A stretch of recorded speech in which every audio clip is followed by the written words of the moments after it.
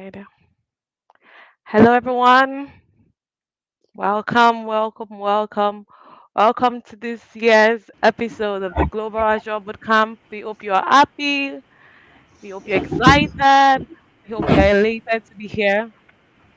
With me this morning, I have some wonderful moderators, and we'll all be introducing ourselves. So sit right here and enjoy yourself. Please feel free to ask questions when it's time. Listen. It's going to be an educating and enlightening time today, so let's enjoy ourselves. All right, I'll be asking my moderators or co-moderators to introduce themselves, and I'll be going around. Should I call your names? All right. Next to me is Emmanuel. So Emmanuel, Emmanuel is special because he'll be doing two things today. He'll be moderating and speaking, which is very strange, but hey, he's a very active member of the community and he chose to do that. So we're happy. Okay, Emmanuel, do you want to introduce yourself? Hi everyone. Yeah, my name is Emmanuel Itoje. Hi, can you hear me? Yes, yes, yes, yes, Uh, yes. Yes. I'm Emmanuel Itoje. I'm an enterprise system engineer with InterSwitch Nigeria, and I also work as a modern workplace consultant. I'm happy to be here today. Yeah, it's great to have you. So, what are you expecting from today's conference or bootcamp? Well, in today's bootcamp, I'm actually expecting a lot to learn from the Mm, speakers that we have because we have a lot of wonderful, amazing topics. And I'm also here to share my knowledge with the community, with our participants. I'm looking forward to imparting okay. the knowledge. Yeah. Thank you. Thank you. So, next person, our next moderator on the list is Tosin. Tosin is very popular. I'm sure you've seen her over and over again, and she's been moderating here too today. Hi, Tosin. How are you doing? I'm fine, thank you. Thank you for having me Yeah. here. Okay. Do you want to I'm introduce all right. yourself to everyone? All right, Yes, sure, we're I can do excited to that. always have. My name is Oluwatosin Anisha. I'm from Nigeria, based in Dublin, Ireland. I'm a Microsoft MVP and one of the leaders at Azure Nigeria community. I'm excited to be here, particularly regarding the team, with the innovating cloud governance with Azure. It's all about AI, and I'm so here for the AI. Thank you. Thank you. So, okay, you already said what you're expecting from today's conference. All right. Um, and the next person is Kristen. Hi, Kristen. It's not such a Hi, familiar face, but it's great to have you today. Would you like to introduce yourself to the community? sure. My name is Christian Eramonsele. I'm a Microsoft MVP, Cisco Okay. champion, Oh, VMware wow. VS part, Object First as, and yeah, I live here in Germany, and I work as a system administrator for one of the biggest research institute here in Hamburg. And yeah, I look forward to learning from the various speakers we have today. Yeah, Oh, that's great. Thanks, Kristen. Thanks for introducing you're yourself welcome. and for letting us know what you're looking to see in today's session. And lastly, we have Obianuju. Hi, Obianuju. How are you doing today? Hi, Hope you're feeling hi, well. I'm fine. Thank you. Okay, great. All right. Agnes. So, Okay, I'm Agnes Obianjanosike. I'm from Nigeria and I'm a research and administrative assistant. And from this program, I really hope to learn a lot on cloud governance. It's a relatively new topic to me, and I just can't wait to hear what the speakers have to say about it. Thank you. okay, thank you so much. So this is everyone. Oh, myself. My name is Dami. If I forget myself, my name is Damilola Remu. I'm a cloud engineer and also a support engineer, but all encompassing one thing, cloud computing. Um, I'm the current community lead for the Azure community in Nigeria, and I'm happy to host you today. We hope that you have a great session. Please feel free to ask questions. Don't be shy. Let this be interactive. Um, we really, really, really hope that you enjoy yourself today. Because it's Saturday. I mean, you could be anywhere else, but you're here. So remember that every moderator here is here to ensure that you have a great time in today's session. Right. So, okay. Um, we have our first speaker here already. His name is Winner. Um, and I don't want us to jump ahead. So, but we have our first speaker. He'll be taking the keynote speech. I'm just gonna put him on the screen. Give me some minutes. I'll share my screen.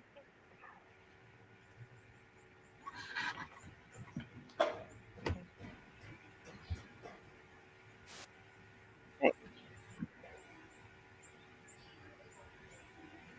Hi, Wina. Oh, I can see you. Are you already? That looks like a green flag. Okay, we just tell everyone to leave. Sorry, I can't hear you. So, Wina. Yeah, I think I can hear you now. Okay, great.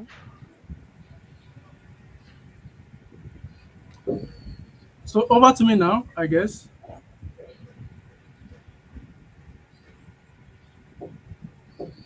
All right, all right.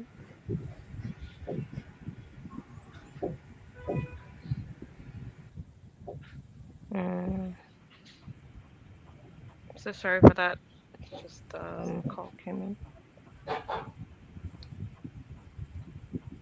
Okay. Yes, Mina, over to you.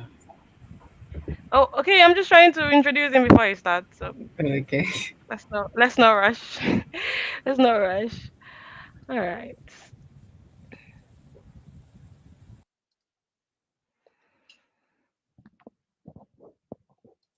Okay. Hi, Winner, and I hope my screen is visible. Let's see. Okay, it's not here. All right. Awesome. Okay. All right. Um. So Winner is a technology specialist in Microsoft.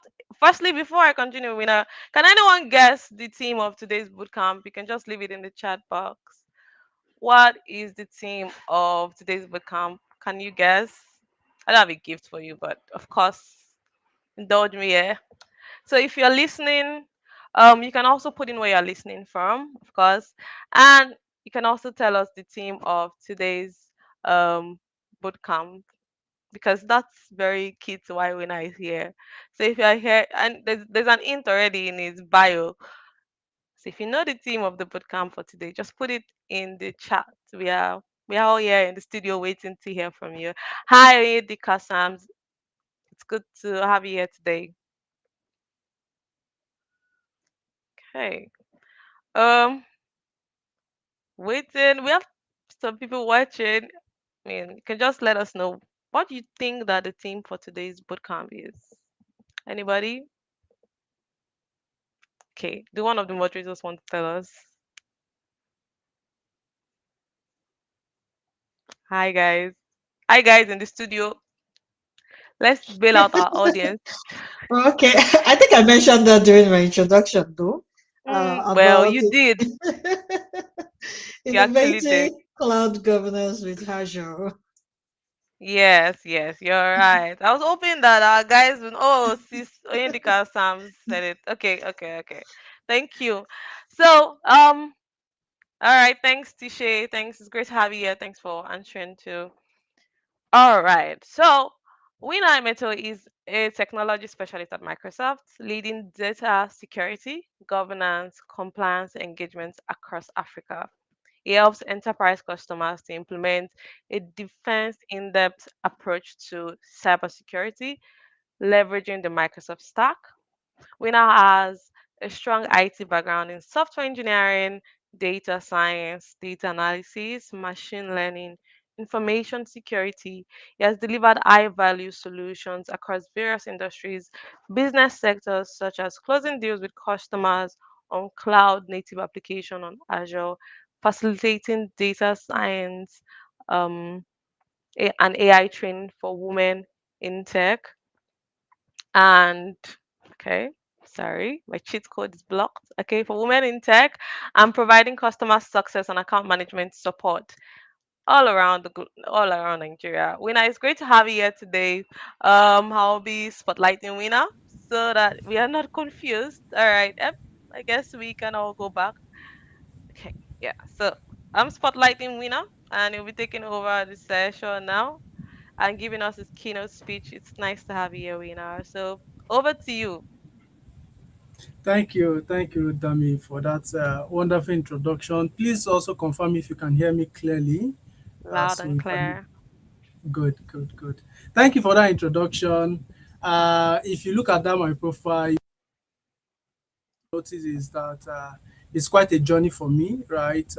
Having software engineering experience, data science, data analysis, machine learning. You ask, how did one person, you know, get to acquire all this skill? But it's a journey. It's a journey of, let's say, 10 to 13 years now. But that is not the story I'm here to tell today. Um, Giving a keynote speech requires a whole lot of responsibility.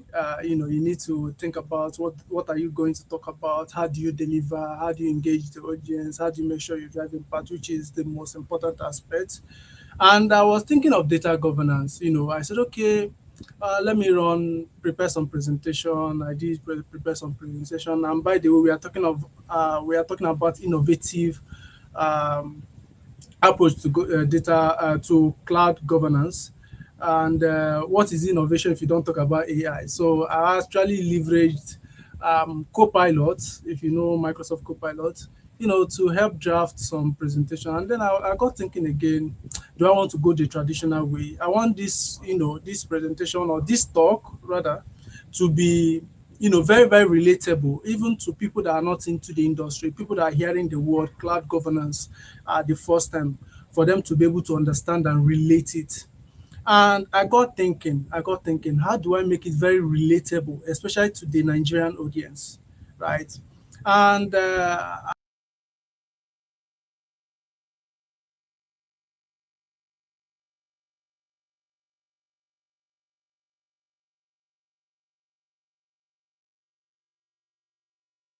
Nigeria is facing a whole lot of issues around our, security and all that. And I know,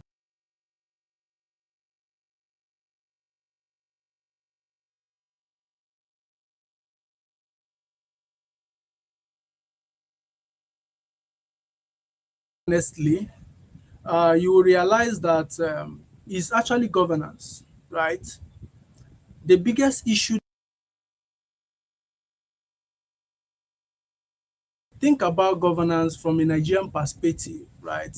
Which tells us why it's really, really important for us to consider uh, governance when we are taking that cloud journey. Governance in Nigeria is causing a whole lot of issue. Non-optimized policy, risk out there, non-foreign policies, non-favorable foreign investment policies, and all that. And non-access to basic amenities like road infrastructure, 24 hours electricity, and all that. And if you think about it and then relate it to the cloud, right, you will see that this is one of the key most important thing that every enterprise organization or every organization need to get right. And one of the biggest mistake that most organizations that I've seen, because I've had the privilege to work with a lot of organizations across Africa, and this is not just peculiar to Nigeria, right? It's across Africa. One of the biggest challenges, they take governance as if it's a project rather than a program. So governance is more of a program than a project. Why I'm saying that is, if you look at Nigeria today, you can't just say there is a new policy project that the federal government is implementing for Nigeria to make the whole life of Nigerians better. It's going to be a program. A program means it needs resources, it needs all the stakeholders alignment, it needs to meet the expected value and impact that the program has been designed for. And then also, most importantly, it needs to be optimized, right? It needs to evolve with time, because as things change, you definitely need to also revisit those policies. And then if you look at enterprise environment today, what is the most important aspect or key player in establishing what we call enterprise-wide blueprint, infrastructure blueprint, or what we call in our field today landing zone, right? Maybe Azure landing zone, designing an Azure landing zone, which is like your foundation for building a house. So if you want to develop a landing zone where your building block, may probably your network infrastructure, your firewalls, your VMs, your applications, your models, your AI solutions will all sit on, right? The first thing every enterprise organization does is to do what? Build what we call the landing zone, the cloud landing zone. And every organization leverages what we call the zero trust architecture to build it. Because if you build a foundation that is not secured, that is not compliant, and that doesn't have any bit of governance in it, it definitely will not stand. And if you look at that framework or that architecture today, the zero trust architecture today, at the zone zero, which is the beginning of the foundation itself, beginning of building block itself, is what is data governance and compliance. And then I, usually love to tell everybody that cares to listen to me, especially my enterprise customers, that data governance is evolving, right? The way we know data governance, let's say a year ago, 2 years ago, 3 years ago, is not the same, right? And as the tech industry keeps evolving, right, governance also keeps evolving. And why do we still have that mindset of the way we handled governance 3 years ago should be the same way we look about governance today? And if you relate this back to my Nigeria analogy, right? If the former president borrows, if the current president borrows the playbook of the former president, definitely you and I knows that things will not be right, right? We need a totally different playbook to get Nigeria up and running in a way that is favorable to all the masses. And that is the same thing with governance. Governance is evolving. And if you look at governance today, there are two key pillars to governance. One is the discovery aspect, the other one is the compliance aspect, which still sit under governance. If you talk about discovery, this is where you start talking about, do I even have visibility into the kind of infrastructure I have in place? Do I even have visibility into the kind of applications and data that sits within those infrastructure? Do you start asking questions of, you know, where are these sitting, right? Where are these infrastructure sitting? Where are these applications sitting? Are they all on my landing zone? Do I have a hybrid approach? All those questions start popping out. And then if you shift a bit to the compliance side, this is where I start looking at things like which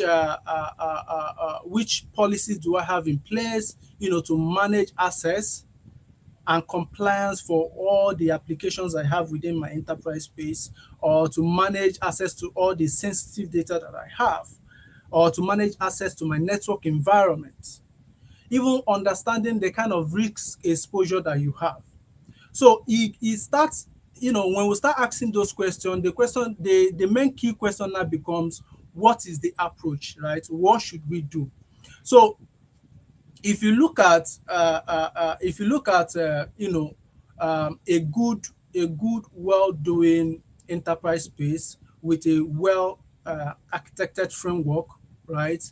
The pillar is always governance, and there is one key principle that it is followed. There is one key principle that is followed to be able to achieve such, which is defining what the vision and strategy, which is what governance is highly built on, right? Defining the vision and strategy. When you look at the people, process, policy, and then what? How do you translate those policy into technical implementation? This is where technology now comes in place. One of the biggest problem we have in Nigeria is every policy that is being, implemented by the government, be it monetary policy, does not actually consider the people. Is reactive. They are reactive policies, no proactiveness, right? No research, no proper research was put in place to understand the environment, to understand the people, to make sure that there is culture built into the policy in terms of making sure that there is adoption of it, and then clear implementation or transition into how do we then leverage technology to implement. So I think this is the message I really wanted to pass. I know I have 10 minutes. I didn't want to, start to present and do everything the normal way. So I just wanted to, make it clear to us, especially for those that are still finding it difficult to understand what is actually governance and how do we place governance in technology. Is a field that, if you look at the industry today, nobody is saying AI is replacing governance officers, compliance officers, because these are the things that you need to be able to govern or manage the technology that you have in place today, right? So if you don't go with anything, let me leave you with the key principles of governance, right? Transparency, accountability, and what? Standardization, right? So always compare. If you have that, how do I place governance? What's the importance of governance, right? Especially what's the importance of governance? Why should I care? Look at Nigeria today, right? If you look at Nigeria today, that will tell you why governance is really, really important, especially when you are translating it to the cloud. Thank you very much. I'm happy to take any question. My name is Winnie Emeto. You can reach out to me on any platform, LinkedIn, Twitter, or email winniemeto at gmail or at any other thing you want to put after that. I'll be happy to be in conversation with you. Thank you so much. Thanks, Wina. I really think that was okay. I really think that was a an enlightening session. You said governance is not a project; it's a program that keeps running, and I think that's something that we need to learn because I mean, if it's continuous, then you'll see the impact eventually, right? So thank you for being keynote. We are so glad you can actually do a longer session for us, not just this one. So thank you so much. It was great to have you Sure. today. I don't see any questions here, Same here. but please, like I said, if you have any questions, please feel free to reach out to him on LinkedIn with email addresses. He's a governance champion, and I'm sure he'll be happy to walk you through any questions you have. Thank you so much for today. Bye. Same Um, here. Thank you for having all me. right, you're welcome. All right. Okay. So I still have the honors of bringing up the next speaker. I hope that you found that session enlightening because the next session is about um a special one, and it's going to be taken by Itoje Emmanuel. The title of the session is Governance, Security, and Compliance in Azure. So, based off what Wina has said, then we know that at least now we understand what governance is, and even you mentioned something about security and compliance. We know what those things are right now, and so we can also, based off that, follow through on Emmanuel Itoje's presentation. So I'll just read out Emmanuel's bio.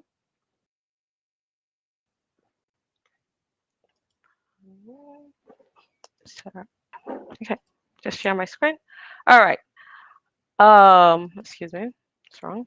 Okay. Please pardon the error in there, but okay. I'm reading Emmanuel's bio. Emmanuel is an enterprise and system engineer, a modern workplace consultant, with close to a decade of experience in infrastructure, cloud services, and productivity application.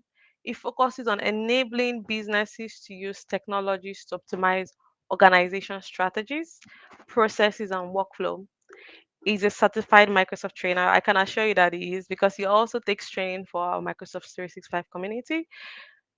He's also an Azure security engineer, an Azure Solutions Architect, a Microsoft Teams voice engineer expert. That's so true.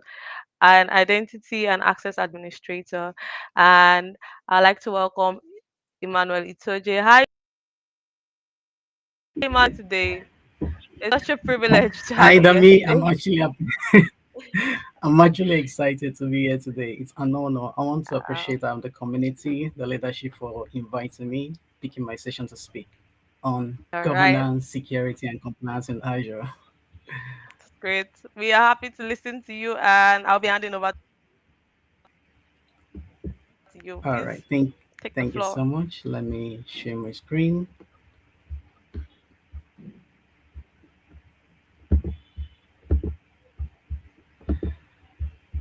All right. Please help me confirm if you can see my screen. Can you Yes. see my screen? All Um. right. Thank you. Oh, let me just take a look. put it on the. Okay, yes, yes, yes, yes, yes. I think it's live. Sign up. All right, thank you so much. All right, so today we'll be looking at governance, security, and compliance in Azure. So for today's we'll be looking through the following agenda. We'll talk about management in Azure. What is Azure governance? And we'll now talk a bit about governance in the keynote session. So I'll be going into that in details. What is Azure governance framework?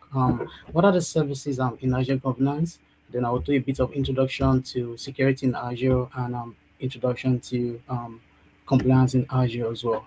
So management in Azure refers to as the tasks and processes required to maintain your business applications and the resources that support them. And governance in Azure is actually one part of the Azure management itself. So Azure as a cloud service has a lot of services and tools. So most of them work together to provide a complete management. And those services are not only for resources on Azure alone, but they are also for other clouds and on-premises resources. So understanding these different tools and how they work together is actually the first step in designing a complete management environment. Yeah. So if you look at this diagram, for example, now this is an example of an Azure management. Starting, it actually illustrates different areas of management that are required to maintain any applications or resources, and these different areas can be taught as a life cycle because each area is required in a continuous succession over the lifespan of a resource, and this resource itself the life cycle starts with an initial deployment, then through continued operation, and when it's finally retired. And no single Azure service completely fills the requirements of the particular management area. So instead, each is realized by several services working together. So most of the services have to work together. So some services such as the application insights, they provide like a targeted monitoring functionality for web applications. Then others like Azure Monitor Logs, they store management data for other services. And these features allow you to analyze data for different types of collected for different services. So if you collect data from this, collect data from this, some of the services are there to actually help you to analyze the data. Now, if you look at the monitor is actually the act of collecting and analyzing the data to audit the performance, health, and availability of your resources, and is an effective monitoring strategy that helps you to understand the operations of components and to increase your uptime with the notifications. And if you jump here to configure, for example, now, so configure, it refers to the initial deployment and the configuration of resources, then an ongoing maintenance for those resources. So automation of this task allows you to eliminate redundancy, then it minimizes your time and effort and increasing your accuracy and efficiency. There's a service called the Azure Automation. It provides a bulk of services for automating configuration tasks. So while runbooks handles process automations and configurations and the update management, they help you to manage the configuration itself. Then if you jump to governance here for policy management and cost management. So governance actually provides a mechanism and a process to maintain your control over your applications, your resources in Azure, and it involves planning your initiatives and setting strategic priorities. And governance in Azure is primarily implemented in two services. Either use the Azure policy, which allows you to create, assign, and manage policy definitions to enforce rules for your resources. And these features, the feature actually keeps those resources in compliance. So that's compliance actually comes into your governance here. It gives it in compliance with your corporate standards. So if you have in your organization, you have some standards you're following some standard. The Azure policy definition helps you keep those resources in compliance. And the cost management allows you to track cloud usage and expenditures for your Azure resources and other cloud providers. Then when you want to manage most of these resources, when you come to manage, for example, now, so to manage the security of your resources and data, a security program involves assessing threats, collecting and analyzing the data, and compliance of your applications and resources. securing and monitoring and threat analysis are provided by one of the services called the Microsoft Defender for Cloud, which include a unified security management and advanced threat protection across your hybrid cloud workloads. Then, if it comes to protection here now, so protection refers to like keeping your applications and your data right available, even with outages that are beyond your control. So sometimes there might be outages in different regions, and if you want to keep your you have the backup and disaster recovery available for you to protect those your resources after deploying those resources in the cloud, then the protection is there for you to actually keep those applications available whether or not there is a disaster. And for Azure, it's provide either Azure backups, which provide backups and recovery of your data either in the cloud or in your on premises. Then we have the Azure Site Recovery, which provides business continuity and immediate recovery during a disaster. Then the migration, which refers to as transitioning your workload currently running on premises to Azure Cloud, and the Azure Migrate, which is a service that helps you to assess the migration sustainability of the on-prem virtual machines to Azure. Then with the Azure Site Recovery, which migrates the virtual machines from the on-prem or even from other services like the Amazon Web Service, like that. So it actually helps with the process. So we'll look at what is Azure governance, right? Azure governance itself is a framework that determines how your organizations conduct business, right? The business activities from objectives and responsibility. But Azure governance is defined as a processes and mechanisms that are used to maintain control of your applications and resources. So they are the strategic priorities in planning your initiatives with your organizations. And with Azure governance, it actually combines different services and capabilities, allowing for managing all your Azure resource at scale and following control guidelines. So this actually works across multiple subscriptions and resource group.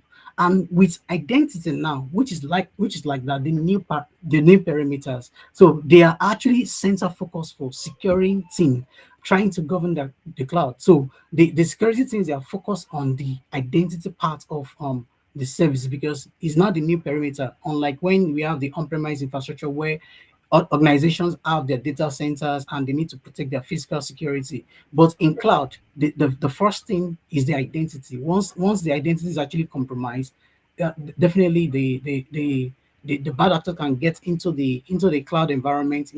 If the account that was compromised is like an admin account, maybe a global admin account, for example, and they can actually wreak havoc into the cloud environment. So providing access to a growing number of technological access, security rule, and compliance risks is actually a challenge. So as more companies focus on implementing identity and data governance solution, so it is clear that identity and resources that will need to be centrally visible across all your cloud. So it's actually very important for all those resources to be visible. But how do you ensure that identity and data security while following your Azure governance in your organization? So we have what we call the Azure governance framework. So it's actually a specialized guidelines that encourage security measures for cloud use within Microsoft Azure. And since security is one of the most essential parts of your cloud governance plan, you want to ensure that you enforce at least access with everyone when managing your data. And the cloud security guidelines often outlines policies, tools, configurations, and rules needed to secure, data and identities in the cloud. So what Azure governance framework is doing, they're actually enforcing your overall security strategies. And any cloud practitioner knows that securing cloud environment is actually a challenge, and the scale of the cloud allows for exponential growth with the exponential complexity and a lot of headaches in between. So since security is one of the essential parts of the cloud governance, so you want to ensure that you enforce a least access. So there's what called least privileged access in Microsoft to everyone that is managing your data. You ensure that you are giving them the rights that they need to do their job. You're not giving them right that is more than. And with Azure policy, you can actually create a set of security policy to meet the least access and the security rules resulting from the security policy that are automatically implemented in your environment. So what are the services in Azure governance? So first of all, you need to understand that the Azure governance is actually if is free for Azure subscriber. So you're not paying extra. After you subscribe to your Azure, you get your subscriptions. With your subscriptions, Azure governance services, they come free with the subscriptions. So far you're a subscriber. And there are five of them: the Azure management groups. We have the Azure policies. I mentioned that earlier. We have the Azure Blueprint, the Azure Resource Graph, then as well as the cost management. So let's look a bit of, or let's look into each of this one after the other to know what they are actually about. So the Azure Management Group, if you look at this diagram now, is a typical, you can see the management group up here, you can see the subscription and the resource group. So if your organization, they have many subscriptions, Azure subscriptions. So you may need a way to actually efficiently manage assets and policies and compliance to those subscriptions. So what management group is doing is that it's providing a governance scope that is above the subscriptions. So you can see that everything on management is actually above the subscription here. We have the business units, the geography, the environment, and the environment here, both for production and for non-production environment. So you organize your subscription into management groups, and the governance condition you apply cascade by inheritance to all the associated subscription. So any policy you've already configured to any of the management group, it's cascade automatically to the subscription, to the resource group that is provisioned inside the subscription. And management group gives you an enterprise grade management at scale. So no matter what types of subscriptions you might have, but however, all subscriptions within a single management groups must trust the same Microsoft Entra ID tenant. So all subscriptions, they must trust the Microsoft Entra ID tenant, which is formerly known as Azure Active Directory tenant. So for example, you can apply policies to management group that limit the region's availability for virtual machines creations, for example. Now, so what happens is that this policy will be applied to all nested the management group and subscriptions and resources that allows VM creation only in an authorized region. And for management group is more or less like in form of an hierarchy. And in terms of hierarchy, you can build a flexible structure for management groups and the subscription to organize your resource, into hierarchy for unified policy and access management. And you can create an hierarchy that applies to policies, for example, now, which limits a VM location to maybe a particular region, and the management group, you create a management group for that region. So this policy will actually inherit all the enterprise agreement subscription that are actually descendants of that management group, and it will apply to all the virtual machines under those subscriptions. So what this security policy does is that it cannot be altered by the resource or by the subscription owner. So even though somebody is like the owner of this particular subscription, any policy that is coming from this management group will be applied to the subscription. And the owner, which is like the highest privilege to every subscription, cannot alter the policy. That is one thing about security, and the, for allow it's actually to allow for improve of governance, basically.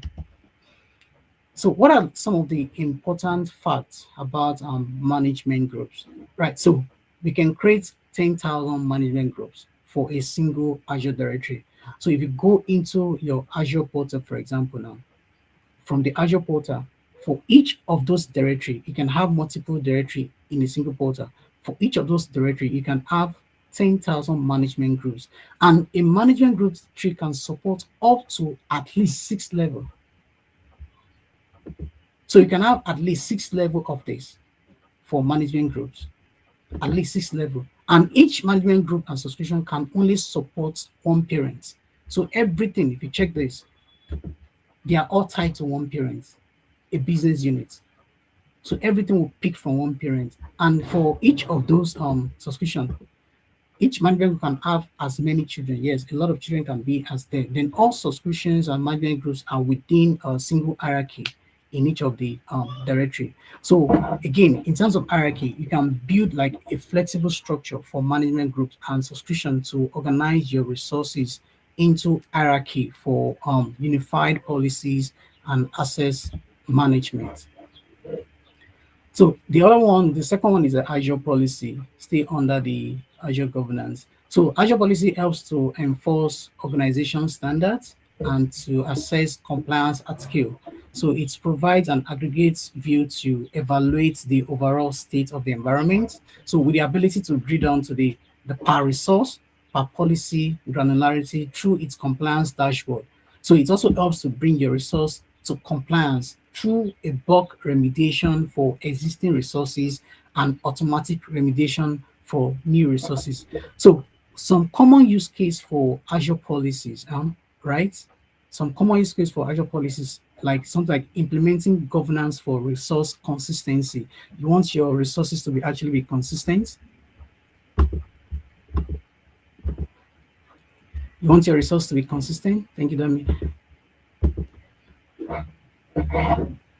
And also regulatory compliance, security, cost management, then policy definitions, and for policy definition, and specifically some useful governance action you can enforce with some Azure policies. They include you can ensure that your team they deploy Azure resource only to an allowed region. Then you can enforce consistent application taxonomic tags, or you can also require resources to send a diagnosis log to log analytics workspace. All right. I think I will round it up there today. For other speakers to have their time. So thank you everyone for your time. I really appreciate. Thank you.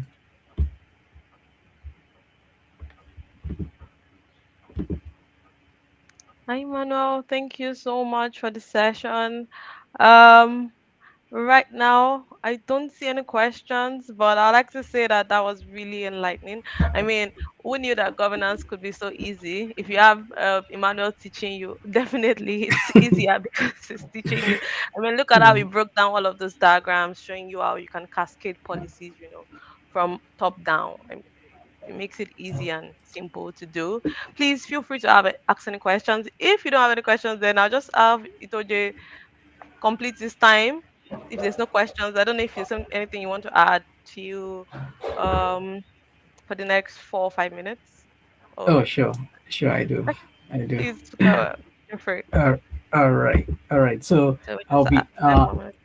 okay. Let me take Azure Blueprints, right? So it's Okay. actually it's almost like Azure policies. So it enables cloud architects and central information groups to define a repeatable set of Azure resource that implements and adheres to an organization I'm. standard. Would you like to still share your screen? It's not longer Oh, your okay. screen. Sorry.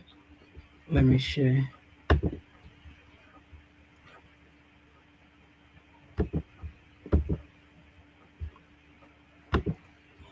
All right. Please confirm if you can see my screen. Yes, yes, yes. Awesome. So Azure Blueprints enables cloud architects and central information groups to define a repeatable set of Azure resources that implements and adheres to an organization standard, patterns, and requirements. So it makes possible for development team to rapidly build and start up a new environment with trust because the policy is there. They are building within an organization compliance. So I remember before things are rolled out in my organizations, for example, now we have the compliance team, the risk team that are building up like a blueprint that the sysadmin or the enterprise architect will follow to build any resources in our cloud environment. So why? Because we are sure that when you follow the blueprint, you are actually you trust the process because this was actually given to you by the compliance team, and you're not worried about compliance because they are actually built-in components such as networking to speed up development and delivery, basically. Then the Azure Resource Graphs is another features for the governance, which is a service that is designed to extend Azure resource management by providing efficient and performance resource exploration with the ability to query at scale and across a given set of subscription, so that you can effectively, you can effectively govern and manage your environment basically. Then the last which is the cost and billing. It's actually the cost management, but there's no way we can talk about cost without talking about billing. So what is billing? Billing is where you can manage your account. invoices, and payments. So it provides all the tools you need to manage your billing account and you pay your invoices, and it's available to everyone with access to billing account or other billing scope like billing profiles and invoices. So for cost management itself, is actually a set of FinOp tools, right? That enables you to analyze, manage, and optimize your costs. So for cost management itself, what you're doing is that it's actually available from within the billing experience, and it's also available for every subscriptions, resource groups, and even management groups on the Azure portal itself. And the availability is to ensure everyone has a full visibility to the cost they are responsible for, and so they can optimize their workload to maximize efficiency. Cost management is also available independently to streamline the process for managing the cost across multiple billing accounts, subscriptions, and resource group, as well as management group. All right, so let me stop there so that the other speaker can take off. Thank you so much.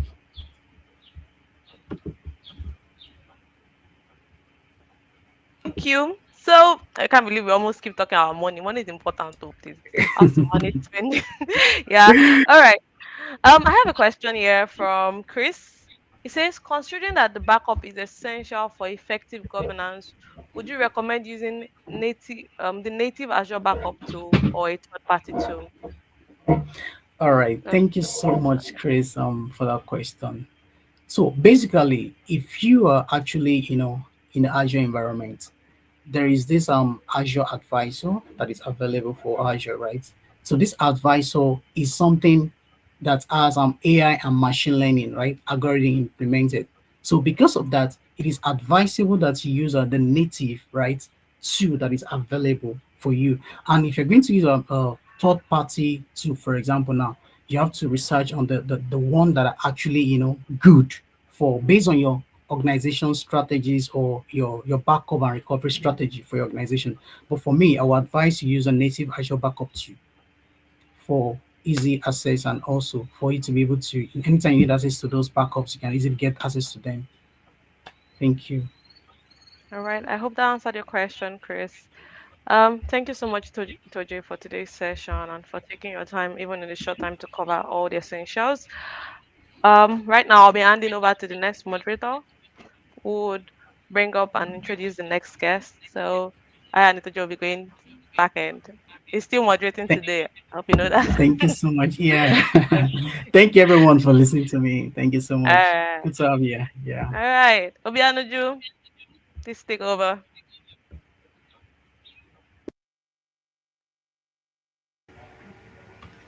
Hi everyone, I remain Agnes Obianjo and I'll be moderating the second session for today.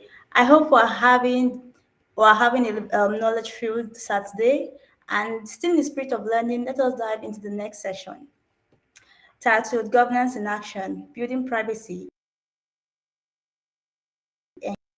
of Azure Confidential Computing.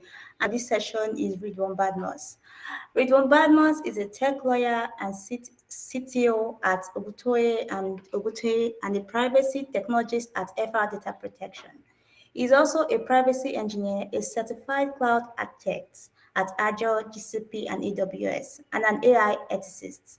Ridwan's ardor for the effective implementation of privacy and security best practices is evident in his active involvement in shaping industry standards set forth by eminent organizations such as the National Institute of Standards and Technology, Cloud Security Alliance, and the Center for Internet Security. By combining these skills, he adeptly bridges the gap between maximum, ensuring maximum he adeptly bridges the gap between privacy, technology, and business, ensuring maximum delivery efficiency solution. Welcome, Ridwan. We're so glad to have you.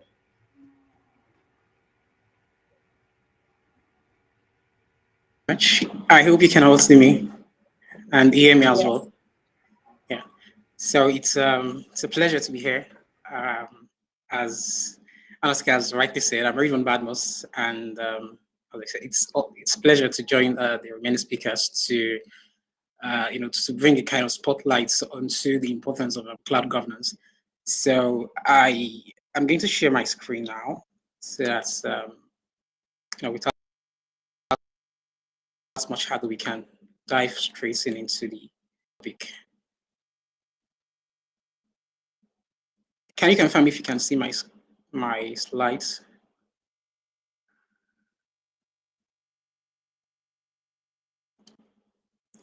Can you see my slides, please? Yes, Hello, can yes, anyone hear yes. me? Okay. Okay, so I'll go ahead to yes. So my name is Ridwan Badmos, and thank you for the introduction. I don't want to dive. I don't want to delve into how I got here because I know there'll be a lot of questions as regards why. How do we have a tech lawyer or a lawyer, speaking to us about cloud governance? And I mean, basically, and in simple terms, the reason I actually dive into this is because of I kind of delve into the intersection between technology and law is actually because of the huge gap between lawyers or the legal team and the technical team, engineering team. So it's always difficult to implement legal requirements, including privacy requirements that forms part of the cloud governance.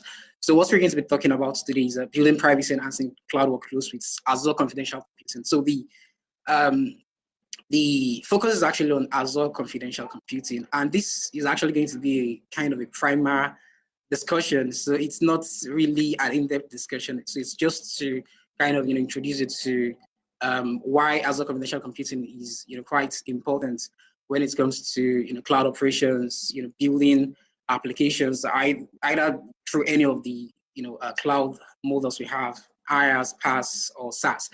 And so for us to have a comprehensive a comprehensive idea of what we're going to be talking about, of what Azure confidential computing is. So I'll start from the basis, the foundation, the foundational, aspect, which is, privacy and data protection. That's actually where it comes from. So when we talk about confidential, of course, you think about, security, you think about the CIA, the CIA triad, which is, confidentiality, integrity, and availability. But then when the confidentiality here, it's not really because it's this actually as a confidential computing actually flows from the need for privacy actually, not essentially. Of course, we have privacy and security working hand in hand, but they are not the same thing. So I'll just go with the slides so as not to take much of our time, as I've said, because we don't have much time to deep dive into this. So what's privacy and data protection? Um, so today's discussion is not really to dive into this, because when we talk about most of this concept that we're going to briefly talk about, we can actually we can spend classes to kind of get an understanding of this. But then for us to understand as well confidential computing, I think it is actually important for us to go through this as well. So when we talk about privacy and data protection, which is quite different from cybersecurity. When we talk about privacy, we're actually talking about giving control to the to the user, or to the data subject, as they call it, your customer or the user. So it's a right. It's actually a fundamental right that your users have. So what it actually entails is the user having control, over the data that he or she is sharing with a company or a business or an application. And data protection actually refers to the laws and regulations, or even the mechanisms that's kind of protects the data subject or the customers personal data.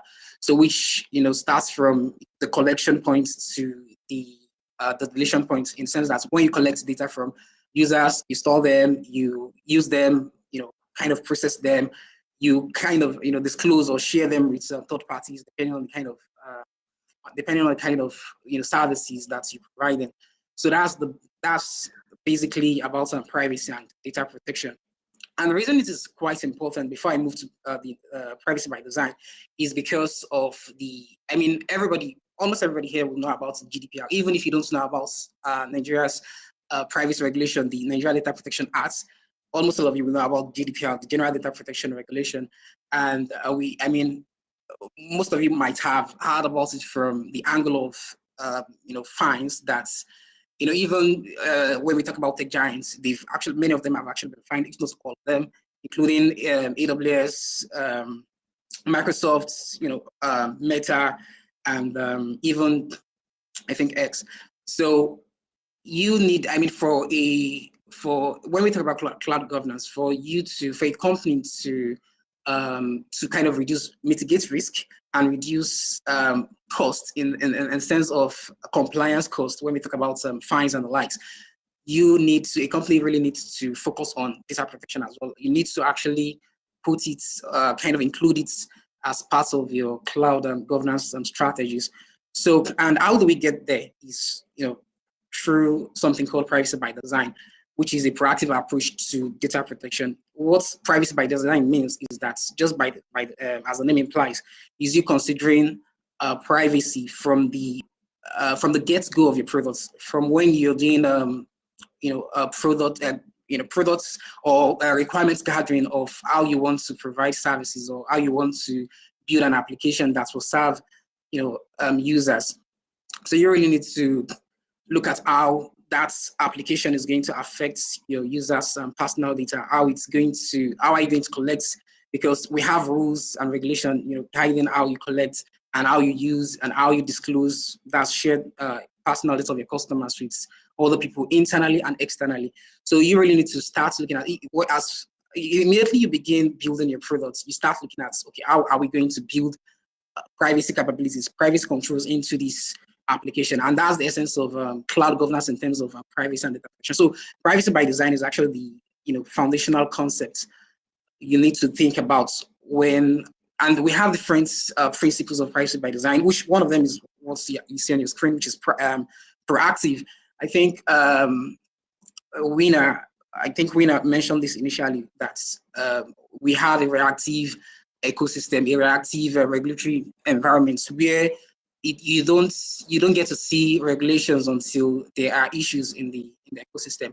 But then privacy by design, talks about you being proactive about this even before those regulations come into play, because it takes a while before you even get to complying with laws sometimes. So, and that will take us to how do you we have that difference. Let me quickly see that so that you can look into that probably after this session. We have different privacy by design principles. One of them, which is being proactive and not reactive about privacy issues. Other one, which is quite important, which could also even form the foundation of our discussion, is respecting your users' privacy. So when you have that in mind, and I think the best way to actually to put this into implementation or to kind of implement, to kind of make it effective in the culture of a company, is actually to see how it can actually affect you or your family, how their privacy can be breached, and how harm could actually flow from it. It could be psychological harm or it could be physical harm. So we don't have time to go into how that can actually occur. So the next step is actually talking about privacy engineering, which is the implementation of these principles. So we have the difference, and these principles also form. We have some privacy requirements, some regulatory requirements that needs to be implemented into the products you're building, into maybe the cloud infrastructure you're working on, or even if you're working on, even if the model you're using is platform as a service, you really need to consider how you need to build those capabilities, and that is through privacy engineering. And we really don't have, I think most it's actually this field of privacy engineering is actually a golden field, especially when it comes to when you go to regions like the EU or the United States. But then in Africa generally, from Nigeria and to other places in Africa, we really don't see engineers, cloud engineers or software engineers looking into this area, which is quite important now, because it is quite important, because when we're talking about policies, we're talking about regulations, you really need to see how you need to kind of implement or build those requirements into your applications, because we have vulnerabilities which, if they are not taken care of, then could lead to data breaches or other different risks to the organization. So privacy engineering is you building those capabilities, and a an, um, a an advanced stage of privacy engineering, or one of the things that privacy engineers do actually, is to implement something called PETs, privacy enhancing technologies, which is where this Azure confidential computing is actually coming from. So privacy enhancing technologies are advanced technologies. They are technical implementations of of technologies where those technologies kind of preserve the privacy of a company's users. So what this entails is that there are different ways it's actually, because we have, maybe I should talk about some of these. I should mention some of these pets. Then I will talk about how they come into play. So some of them are SMPC, which is called Secure Multi-Party Computation.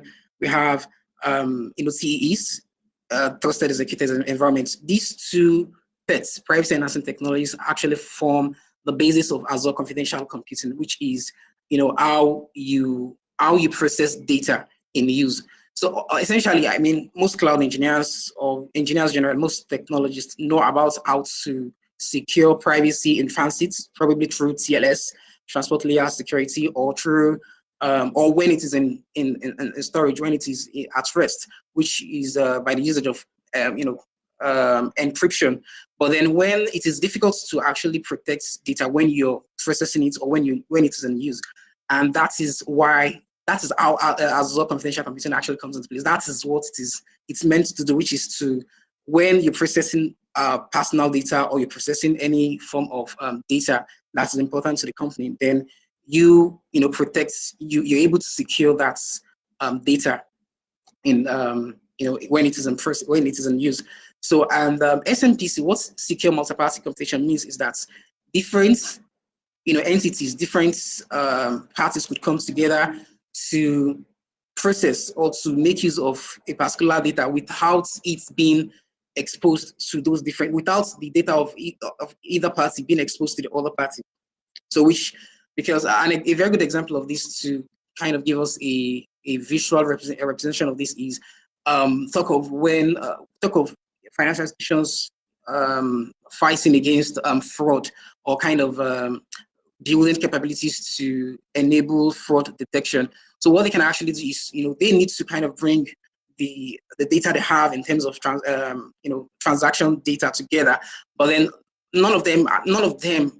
each of them would not trust the other. So when they bring this data into a kind of centralized data store, so they can all process that data without the data being exposed to any of those parties. So that the technology that actually enhances all that makes this possible is called the secure multi-party computation.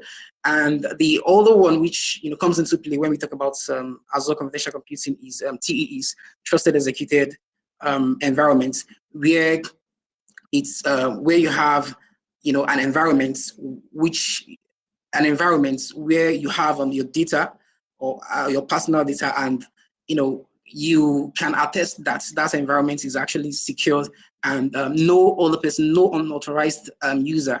And when we're talking about, I mean, engineers, for technologists, you know that when we talk about unauthorized users, we're not only talking about bad actors, cyber attackers, but then it also includes internal actors like your employees. It also includes software or applications or microservices that have access to that data. So these are all loopholes. They are all endpoints that need to be, taken care of. They need to be kind of attested or accredited or authenticated before they can have access to that trusted executed environment. So that is the basis of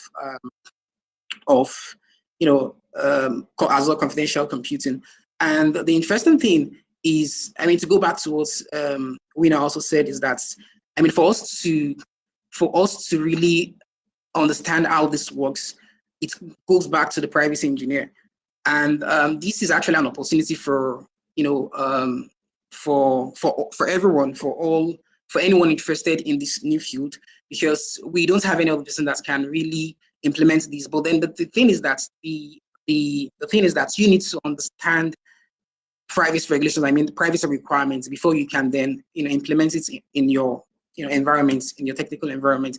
And the best way to do this is actually to understand, and that is why we have the name called privacy engineer, meaning that you understand the requirements of the law in terms of privacy regulations to extent, even if you're not a lawyer, and then you have a technical background, you understand engineering and how to kind of engineer those policies.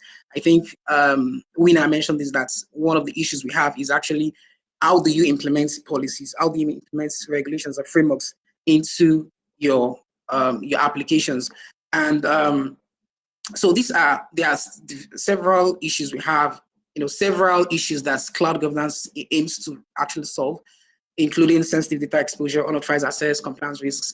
And I think the last speaker also talks about you reducing cost. And part of reducing cost is actually, it's actually falls under compliance risk. I've said, because here in Nigeria, I mean, maybe we don't have the time to really go into the cost that's a privacy breach could actually bring upon the company, but then it's actually a huge risk. In Nigeria, of course, we have it could be up to 4 million naira for any breach, depending on the regulator. That's the Nigeria Data Protection Commission. But then in the EU, it's actually up to, I think, $4 million, or 4% of $10 million rather, or 4% of the annual revenue of the, so to say, annual revenue of the company.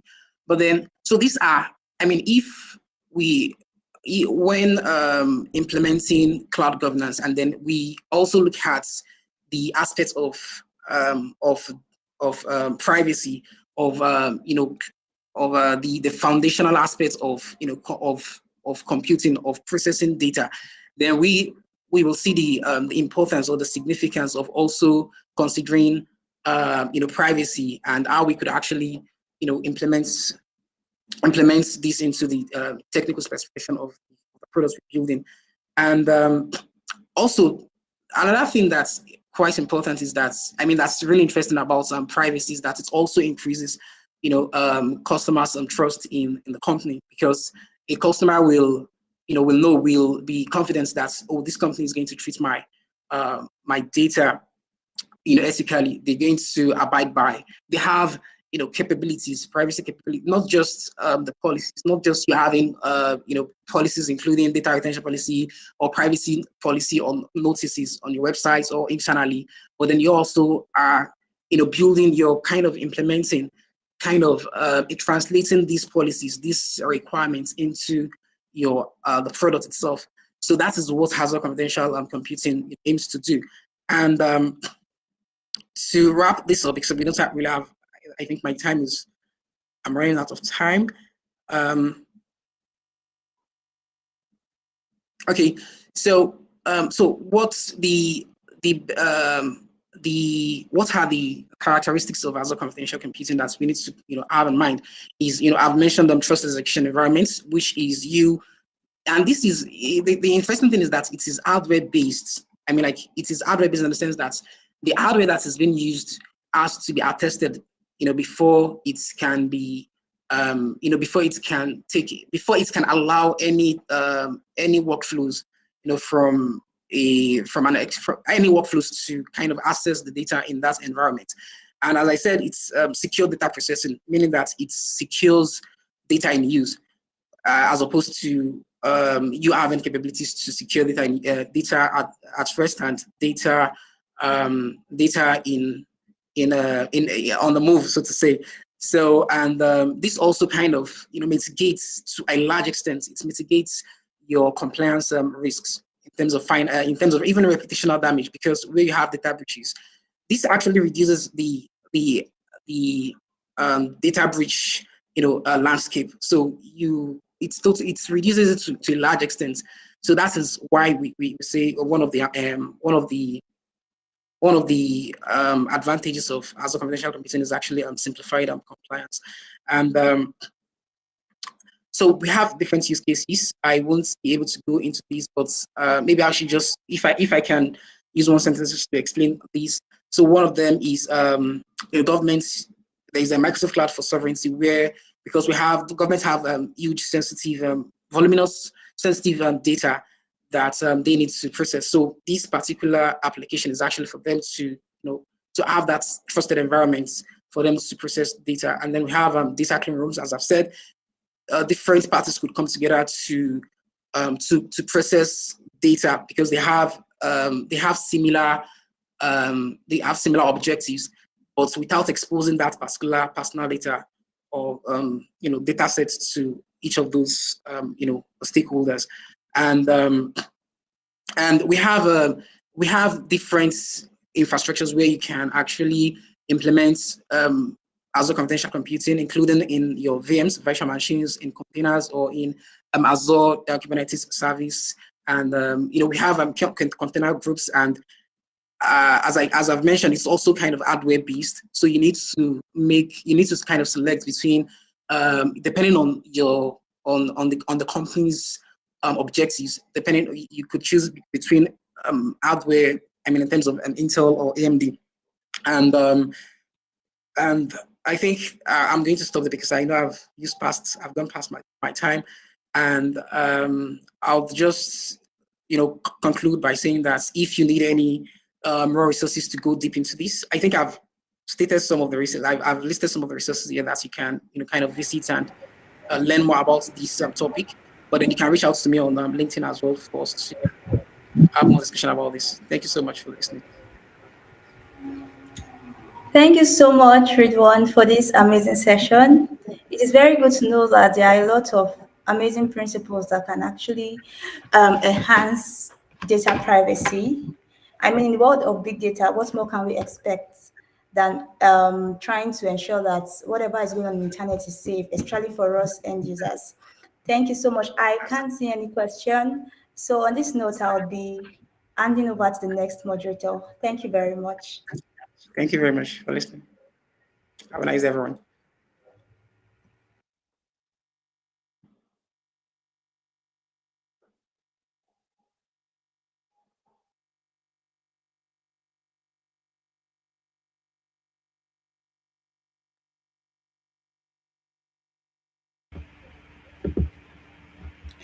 Awesome, great session. Thank you very much, Ridwan, for that amazing session. All right, thank you so much, everyone, for still being with us today. So we'll be moving to a different session, which will be handled by next speaker, Adewale Raji. He's an experienced solution architect and a trainer. He's an expert in diverse area, including cloud, security, data-driven technologies. Good to have you today, Adewale. Looking forward to your session. So we're looking at Okay. making rules for our cloud playground, demystifying Azure policies. Thank you so much. Over to you. Big one. Adewale, sorry. Okay. Yeah. Just give me a few seconds.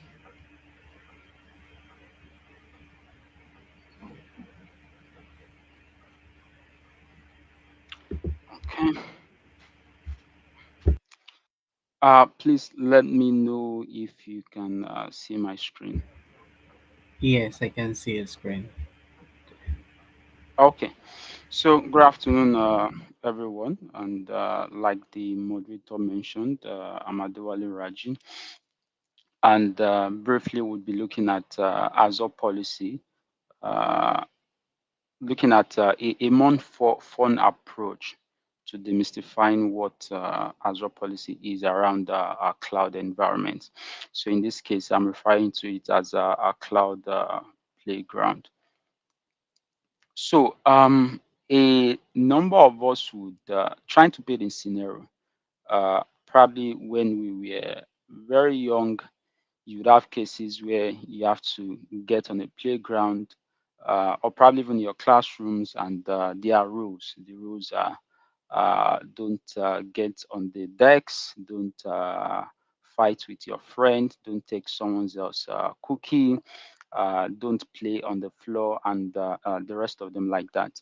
And most of the times, these rules are basically meant to drive certain objective, one of which would be discipline. You want to enforce discipline, you want to enforce safety, you want to enforce security. And when it comes to cloud environment. For most environment, they are so large and complex that you have several individuals playing around the cloud environment as administrator. You have Mr. A spinning up a VM here, Mr. B spinning up an app service here, and most of the time, these administrators don't typically put into consideration the impact of all of these resources they spin up, the region where they spin them up, the security implication of most of these activities. And that was when the idea of Azure policy comes in. And the objective of having Azure policy is for you to have organizations be able to control their cost. For instance, I could by default just go ahead and spin up a VM without paying attention to which region is selected as a region for that particular VM, and it goes to a region where I would have to pay so much for that particular service, or probably even if I'm not paying so much, I would have to pay in terms of the amount of data I generate within that VM. I would pay a lot of egress costs in terms of data transfer, data traffic. So you want to control this. Then also design consistency. You would have an adopted framework or probably architecture, and you want everyone to align with that. You also want to enforce security, and in some instances, you work in an industry where compliance with certain regulatory standards are required. You want to be sure, like the NIST, the ISO 2701, and the rest of them, like that, the PCI DSS. There are regulations, there are requirements that needs compliance. So you want to be sure that your activities around your cloud environment complies with this regulatory standard. Then also, generally, you want standardization. You don't just want everything to be messy. And this is the challenge with governance as most people get on the cloud and they begin to grow. They struggle with governance, they struggle with control around how they use their services. So basically, if you don't have a Azure policy in place, you would end up paying too much money. Your environment will not be secured, and you may end up not being compliant with regulatory requirements. So that takes us to the use of Azure policies. We can actually infer some of these uses from the introductory slide. Primarily security. I can go ahead and put up an app service, but have I taken that extra step to ensure that the app service is secured? Am I storing my keys within my host file or probably config file, or probably do I have them in a key vault? You want to check that. And also location restriction. Do I have data location requirements that I shouldn't store my data in data centers in China or probably in Russia or what have you? Then I also want to restrict that wherever I spinning up most of these services, do not do that in regions where I don't want in location. Then also I want to comply. Then, most importantly, also I want to consciously manage my cost. I don't just want to begin to see the bills at the end of the day, but in defining how these services are deployed or probably how they are being used and enforcing it using Azure policy, I want to be able to manage my course. So when you do this, because most of the time, organizations have got standard procedures, policies on paper, and the expectation is that the administrators within their environment would align with them. But yeah, they can know those policies on paper, but it's a different thing to align with those policies or probably even get it enforced. So on the far end of it is the organization taking conscious step to say we want to enforce this. But even in the enforcement, you'd see situation where either intentionally or probably mistakenly, someone has done something that is not aligned with some of these standards and policies. So Azure policy allows you to put those checks in place apart from guiding the administrators to compliance with these requirements in cases where they differ, where there's a drift. You also have things in place that could help you put them into check. So the question is, what happens if these rules of the cloud environment is not followed. In your policy, you can assign to say, no, I wouldn't allow you deploy this. Or probably, okay, I could allow you, but when you are putting up this service, I would add these additional configurations or settings that you have uh, taken out or probably left out of it. It could as well be that I want to modify what you have done so that I can fix it. Then, as well, I can as well say I want to audit. Okay, few seconds, please. Apologies.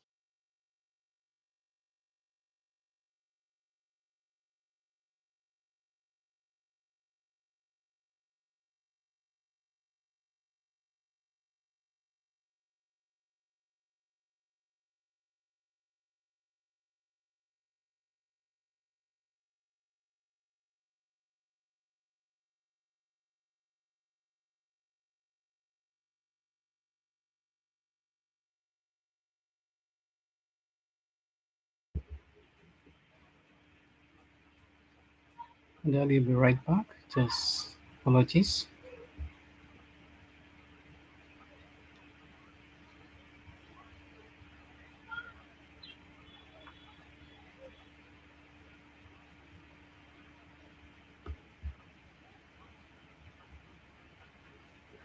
Let So me unmute. yeah, I thought we should just discuss the sessions so far. I mean, I think they've been great sessions so far. And it's funny that it's Yeah, also taking Azure policy that you did, but didn't have the time to fully cover. yeah. It's great, really. Then I think that so we'll just wait for him to come on, right? Okay, it's back. Yeah, and that's me not aligning with some policy of my playground. Sorry for that distraction. No worries. So, yeah. So, we're talking about in cases where these policies are not aligned with. Like I said, part of your policy or probably rules are not aligned with, and part of your policy could be that you do a modification of resources that have been installed or probably that have been deployed to ensure that they are aligned. Then, in some cases, you just want to audit, which in most cases, when it comes to getting your hands on policy definition, it's actually advisable that you start with audit, where basically what audit does is keeps logs of these activities and drops your compliance report, so you're able to see where you need to be more restrictive or probably where you need to relax when you now intend to begin to enforce this using options like the append, the deny, or probably modify. And in some cases, also, you just want to spot check, not generally checking everything, but you have got specific requirements that you need to check on a VM. I want to be sure that the disk is encrypted, and I want to audit in cases where that is not done. Then now for most of these controls, starting from deny, append, audit, and audit if not exist, you need to go back in some cases to begin to modify to ensure compliance. If I, for instance, the deny is more restrictive, you can't even put up that particular service. Append, you can. There will be additional information during the process. Modify, you can. Audit, you can.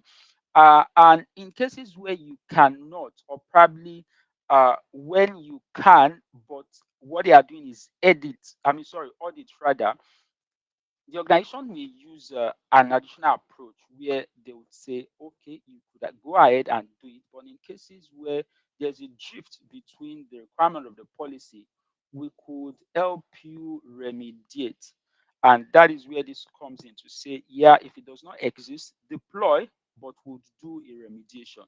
Now, these are the basic controls that you can introduce within your Azure policy just to help you ensure that there's standardization or probably your environment does not get messy, you are secured, or you do not pay too much using Azure policy. So now let's just quickly do a run through of how you set this policy. First is you want to understand your environment and the properties of the resources within your environment.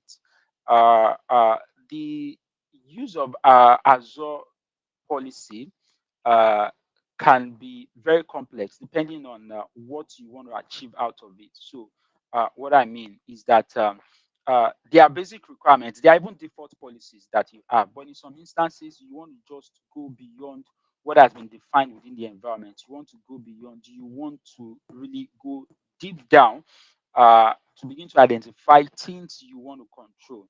Like I mentioned, for instance, I may say that I want my digs to be You're encrypted. talking on mute. Uh, Can hear you? Hello, can you hear me? Please, can someone confirm if you can hear me? You're Yes, still on yes, mute. yes. Oh, okay, Oh, okay. can you hear you, Raj? Okay, so you want to really understand your environment. By looking at properties on your properties on your resource that you intend to control. So I was giving an instance of let's say VM that I need to probably encrypt the disks, or probably an app service where I want to restrict which of the tiers of the app service that you need to use.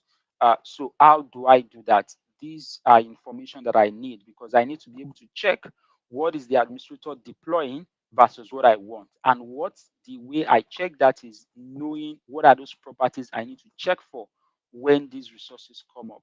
Then also I want to define a condition. Your condition is just simple.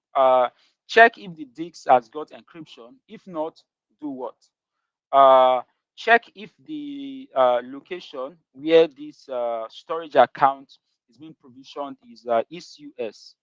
Else, what do I do? So that is the condition. And you also define what will be the effect if the condition is not met. And those are the effects you had defined in the last slide. Do I want to deny the creation? Do I want to modify, append? Do I just want to audit?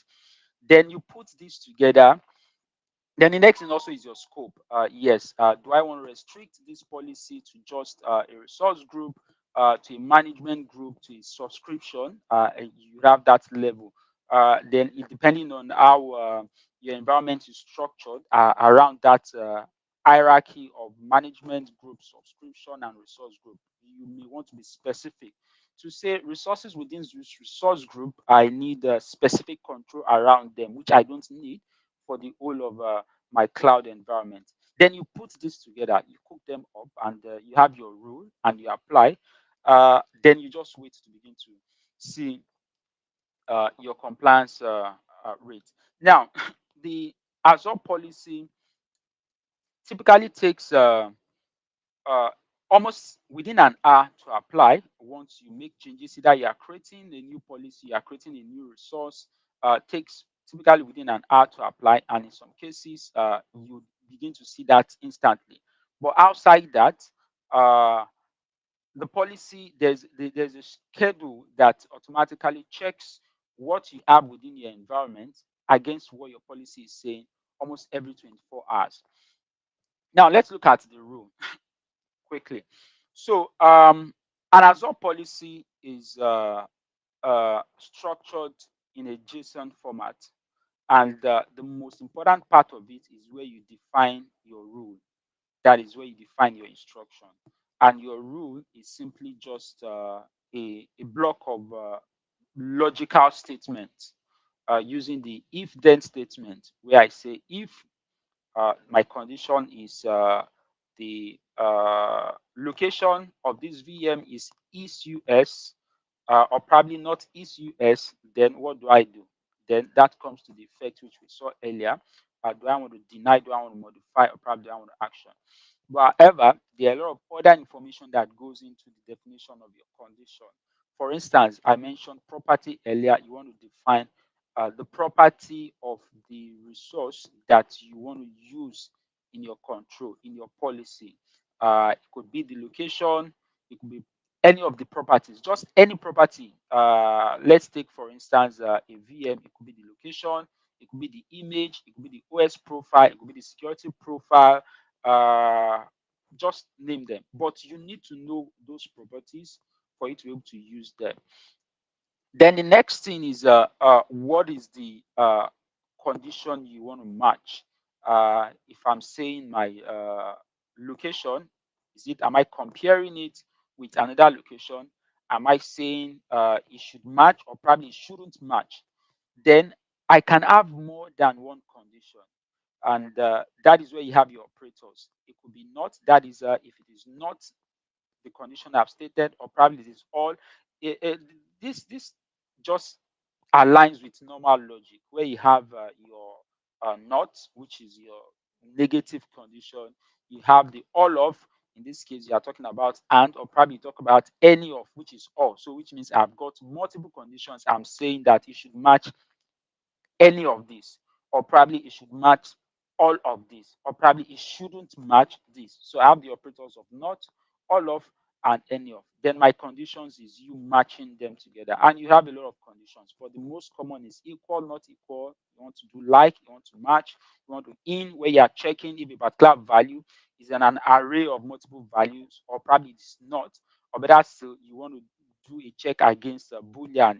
Is it true? Does it exist? Or probably it doesn't exist. So that is what defines your Azure policy. Now, let's look at an example of a typical Azure policy. So here you can see I have three parts of the Azure policy. You have the properties, you have the parameters, and you have the policy rule. Yeah, properties, just basic information about your policy, the name, the description, then also the mode. You've got this mode, which are typically of two options. It's either all or probably index. If I say all, what I mean is that I want this rule to be able to evaluate all resources within my environment. And if I say index, there are specific resources that can be indexed within your environment, and these are resources that can typically support tags or probably location. Then I want to say only for index resources. So it is checking that policy against if a policy is, if a resource in a particular location or probably add it as a particular tag. Then you have parameters. Uh, Now, uh, if I've if I have let's take for instance I've got three or four departments, and those departments aligns with the structure of my cloud environment. So I have different management group, or probably different resource group A, resource group B, resource group C. Uh, I want to be able to say for any resource that goes into resource group A, uh, the location for the resource, that's the region for that resource should be, let's say, South Africa, uh, any of the data centers in South Africa. For any of the resources that is deployed in resource group B, it should go to, let's say, let's say London, any of the London region. Now, that may require that I create two rows, because I may want to begin to add code those locations within that particular row. However, you have the options of parameter. Parameters are basically like variables, where you, when deploying this policy, instead of you stating categorically what those fields or probably properties are within your role, you list them as an option, or you make them open, so that when the administrator is deploying that same policy to resource group A, the properties in use is different from what is in use when he's deploying it in resource group B, because he's specifying them at the level of deployment, but it's still just going to be just one policy, and you don't have to create multiple policies. Then next is the rule, which is where the magic actually happens. And we've seen an anatomy of the rule. You would have it's between in between an if then block, where your if defines what you're checking, and your then defines what would be the effect if there's a match or if there's no match.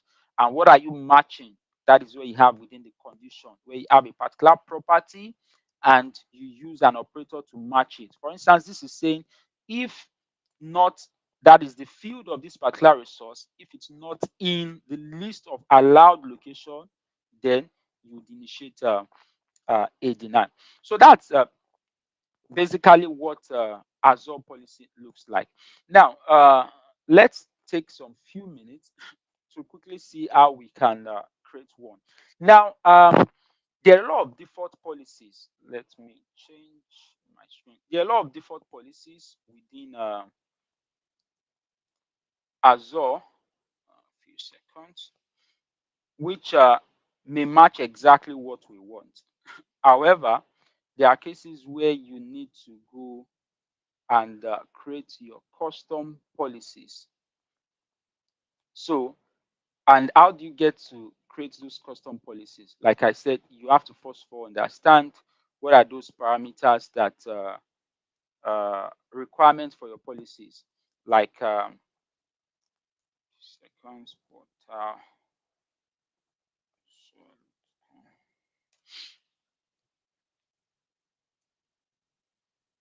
let me quickly sign into one of my tenants in here.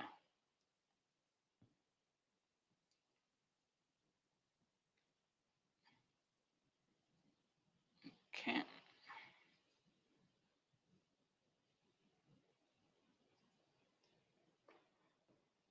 okay.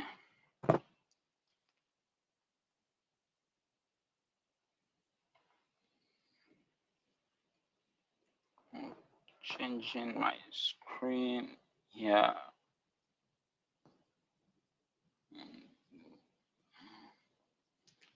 So my policy.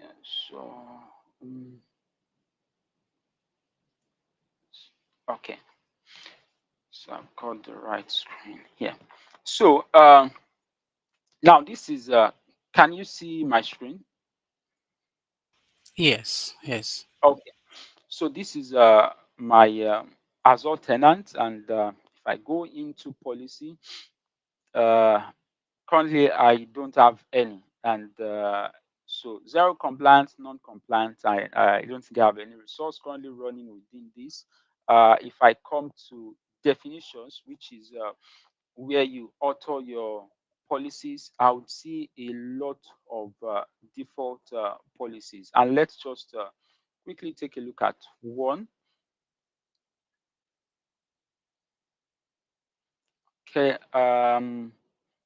So, for instance, this says enable Azure monitor on virtual machine skill sets using the monitoring agent. So, uh, this is saying I should be sure that I have the Azure monitoring agent installed on my VM when I spin them up. But if I don't have them, what will this policy do? Let's take a look at what is defined within the policy.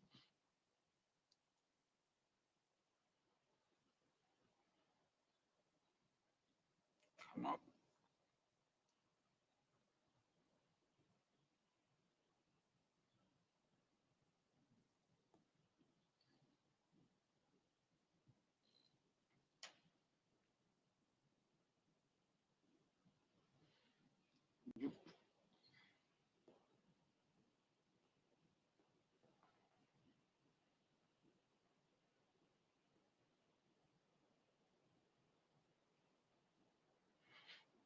Okay, so this says these are just the metadata information. Configure Windows virtual machine skill set with Azure Monitor, and so yeah, have the property. Yeah, I've got parameters here with the default value. For instance, in this case, here they have used parameters for even the effect, where the effect can either be deployed if not exist or probably disabled. So which means at the point of assigning this policy, you have the option of defining this without having the policy coded to a specific option. So let's come to where we have the policy row. So the policy here is looking for the type of compute that is being spinned up. If the type of compute is a skill set, and if they are in any of these locations here that I have here, then you want to check if the OS type is Windows, because yes, of course, you have to be specific with what type of virtual machine monitoring agent you have to install on a particular compute, depending on if it's Windows or probably if it's Linux. Then you have this in check. Then also the image ID. Then at the end of the day, most important is let's come here. So you can see this is actually checking a whole lot. It's checking a whole lot. And here the effect is saying at the end of the day is if any of this condition is true and there's no agent, this is saying that go ahead and install an agent, the Azure Windows Monitor agent. So at the end of the day, what this means is that uh, if I apply this particular policy and I try to spin up a VM, if I don't have the option, because you could actually specify that at the point of deploying your VM as well to say, as part of this extension, VM extension, I want to enable this, get this agent installed. If I don't have it, it's either going to flag it, uh, depending on the option that I have in the effect. The default here is deploy if not exist. So which means that you still go ahead and deploy that VM. However, in the process of deploying the VM, the policy would automatically help you install that agent. So that's it. Now, what about if I want to define my own custom agent? And I have a lot here. Let's take, for instance, this is just a lot. I need to begin to wrap my head around this. You can modify, for instance, I can duplicate this and modify. That is one option that I have. I can duplicate and modify.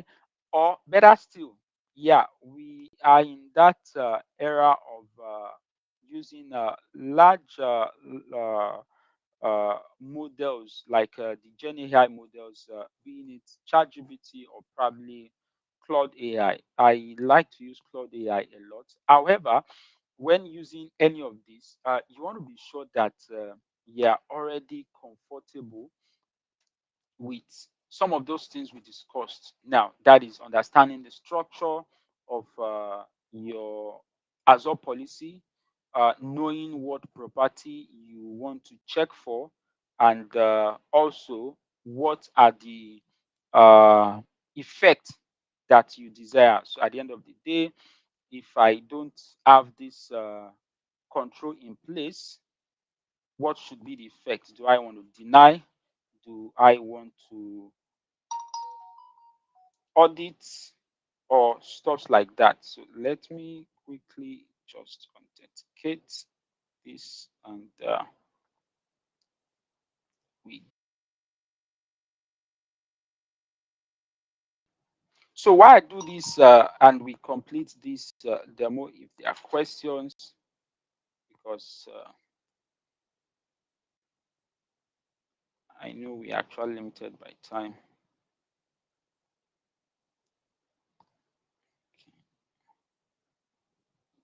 Yes.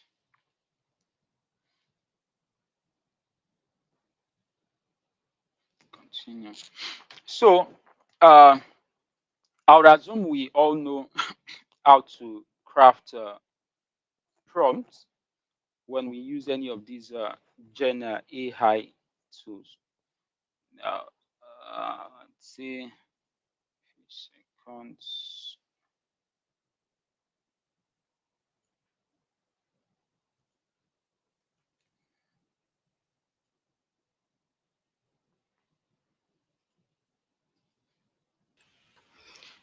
Okay, this is going to take a whole lot of time. Let me use a different browser. We already have this. But that's okay. Uh, yep. Let's do this.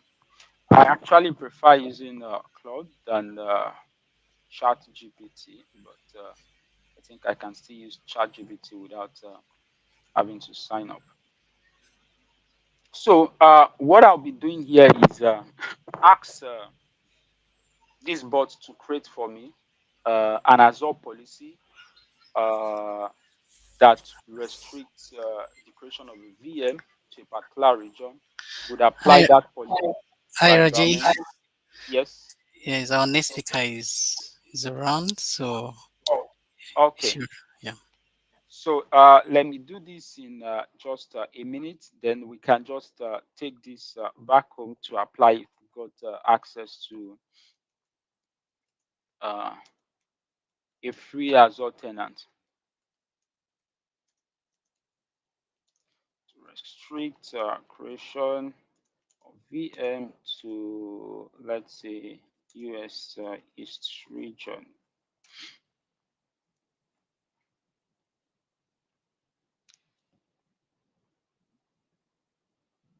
So we can see this is a very simple policy, and here it is saying that if all of, that is, if all of the conditions here uh, match or probably does not match, depending on what it's checking for and what is it checking for. It is saying if all of the virtual machines are not in East US, that's the location. So the next field is checking the field for that particular machine. First, it is looking at what resource am I deploying? Is it a virtual machine? That's a yes. Is it not in the East US location? That's the yes. And the next thing is a deny. Then I can just pick this up and go and dump on my Azure policy authoring tool and define my location or probably my scope. And boom, I would begin to monitor the compliance of that within that same console. So I think that will be all. Thank you all for listening. If you have Wow. questions, I can take it Thank or you. Thank you very much, Adewale. That was an interesting session. I love the way you use chat GPT to help us get, the JSON script for policy. It was a nice one. I'm sure people are now aware they can do that. I don't know if we have any question from our audience or attendees. Um, Yeah, I think we have one question that me. So, Chris is asking that considering that we do not have a well-known frameworks to protect customer data, such as the GDPR, CCPA, etc., our motivation for hosting data is basically down to cost and latency. That was a comment. Then he said, how can organization ensure data residency? It's a great news. With Azure policy, we can specify specific region as Adewale mentioned. So the question is, how can organization be held liable in case of a breach? so yeah. So now within Nigeria as a country, I think we're getting to that particular point. Not quite long. I saw a little policy or probably framework that has to do with the adoption of cloud computing and also talking about data residency. If I remember, it wasn't specific. There was no specific restriction. However, also we need to also check if there are any regulatory bodies that our organization has to comply with, like PCI DSS, CBN has got also regulations a lot. I'm not sure if they are specific with those locations, but if they are not, we also need to begin to use our discretion. For instance, when it has to do with data, and I know most of our banks, let's take for instance, most of them are global. They've got presence in regions outside Africa. If I'm not sure, I've not worked in a bank, if they share a common infrastructure, you want to be sure that if you've got customers in Europe, and there's a policy that says don't store your data in US or probably China, even though that may not apply to your Nigerian customer, it applies to the customers from those regions. So when you are held liable, it wouldn't be a question of I am located in Nigeria. So these things are global. You would have to double check, and even when there are no restrictive kind of policies in place, maybe from the government or regulatory body, then you would also want to check what is the minimum expected practice within your industry, and you apply that so that at least that duty of care, you actually meet that duty of care to ensure that you don't flout any of these regulations, either within or outside the shore of Nigeria. Okay, that's great. I believe Chris, that was very clear. Once again, thank you very much, Raji. Yeah, And thank you. we have our Bye. next speaker here. This next session, I'm really excited. I believe it's going to be an interesting one. So, for our attendees, please don't go anywhere. Stay with us to the very end. And so, also, a voucher will be won. So, please stay till the end. That voucher may be going to you. Next speaker needs no other introduction. I'm sure you can see him on the screen. He's a well-known person in the community, an exceptional leader, making impact everywhere he goes. He's my boss, a very senior person in the field. He's a solution-focused, team-oriented technical consultant. He's also a Microsoft certified trainer with broad-based experience on and skill in the successful implementation of highly effective Microsoft infrastructure deployment, and the cost effective management of innovative customer and technical supports. Also, network deployment strategy. This next speaker, which you're seeing right now on the screen, it has proven ability to successfully analyze an organizational critical network infrastructure deployment with design requirement. It can identify deficiencies and potential opportunities, as well as develop innovative solutions for increasing reliability and improving productivity. It has broad understanding of computer hardware and software, including installation, configuration, management, troubleshooting, and support. His resume is full. He's very, very hot, and is none other person than Oluwaseyi Oluwawumiju. Hello, Shay.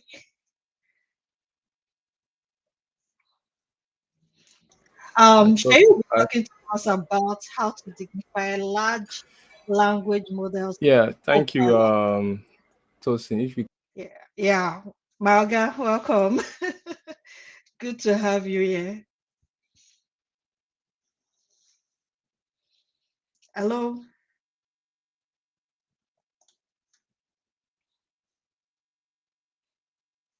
Hello, Shay. Can you hear me?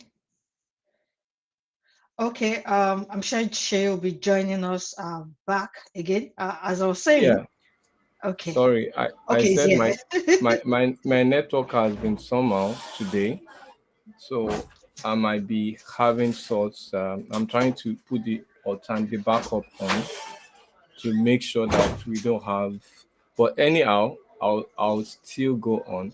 So thank You you, got Tosin, for the introduction. And just as you said, today we are looking at a topic that is very hot out there. That is Copilot, and I have a very short time, so I think I should just go in, and I've already spent 8 minutes out of it trying to We get are myself. so sorry So about that. So, yeah, so so sorry. I think Hopefully, we are still going to I get should something just rush interesting. in and do what I would do. I want to do a demo, but before Okay, then, I just want to run through a slide okay, that will show us generally what I mean by dignifying large.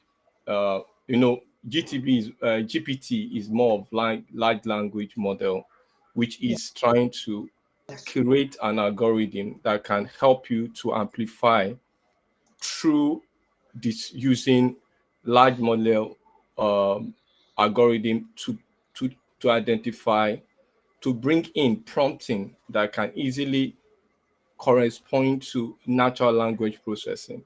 So today, I will just run through this so that I can go to my lab because of time. Tosi has great. already given me a lot of acronym by the introduction, but let me just, this is me.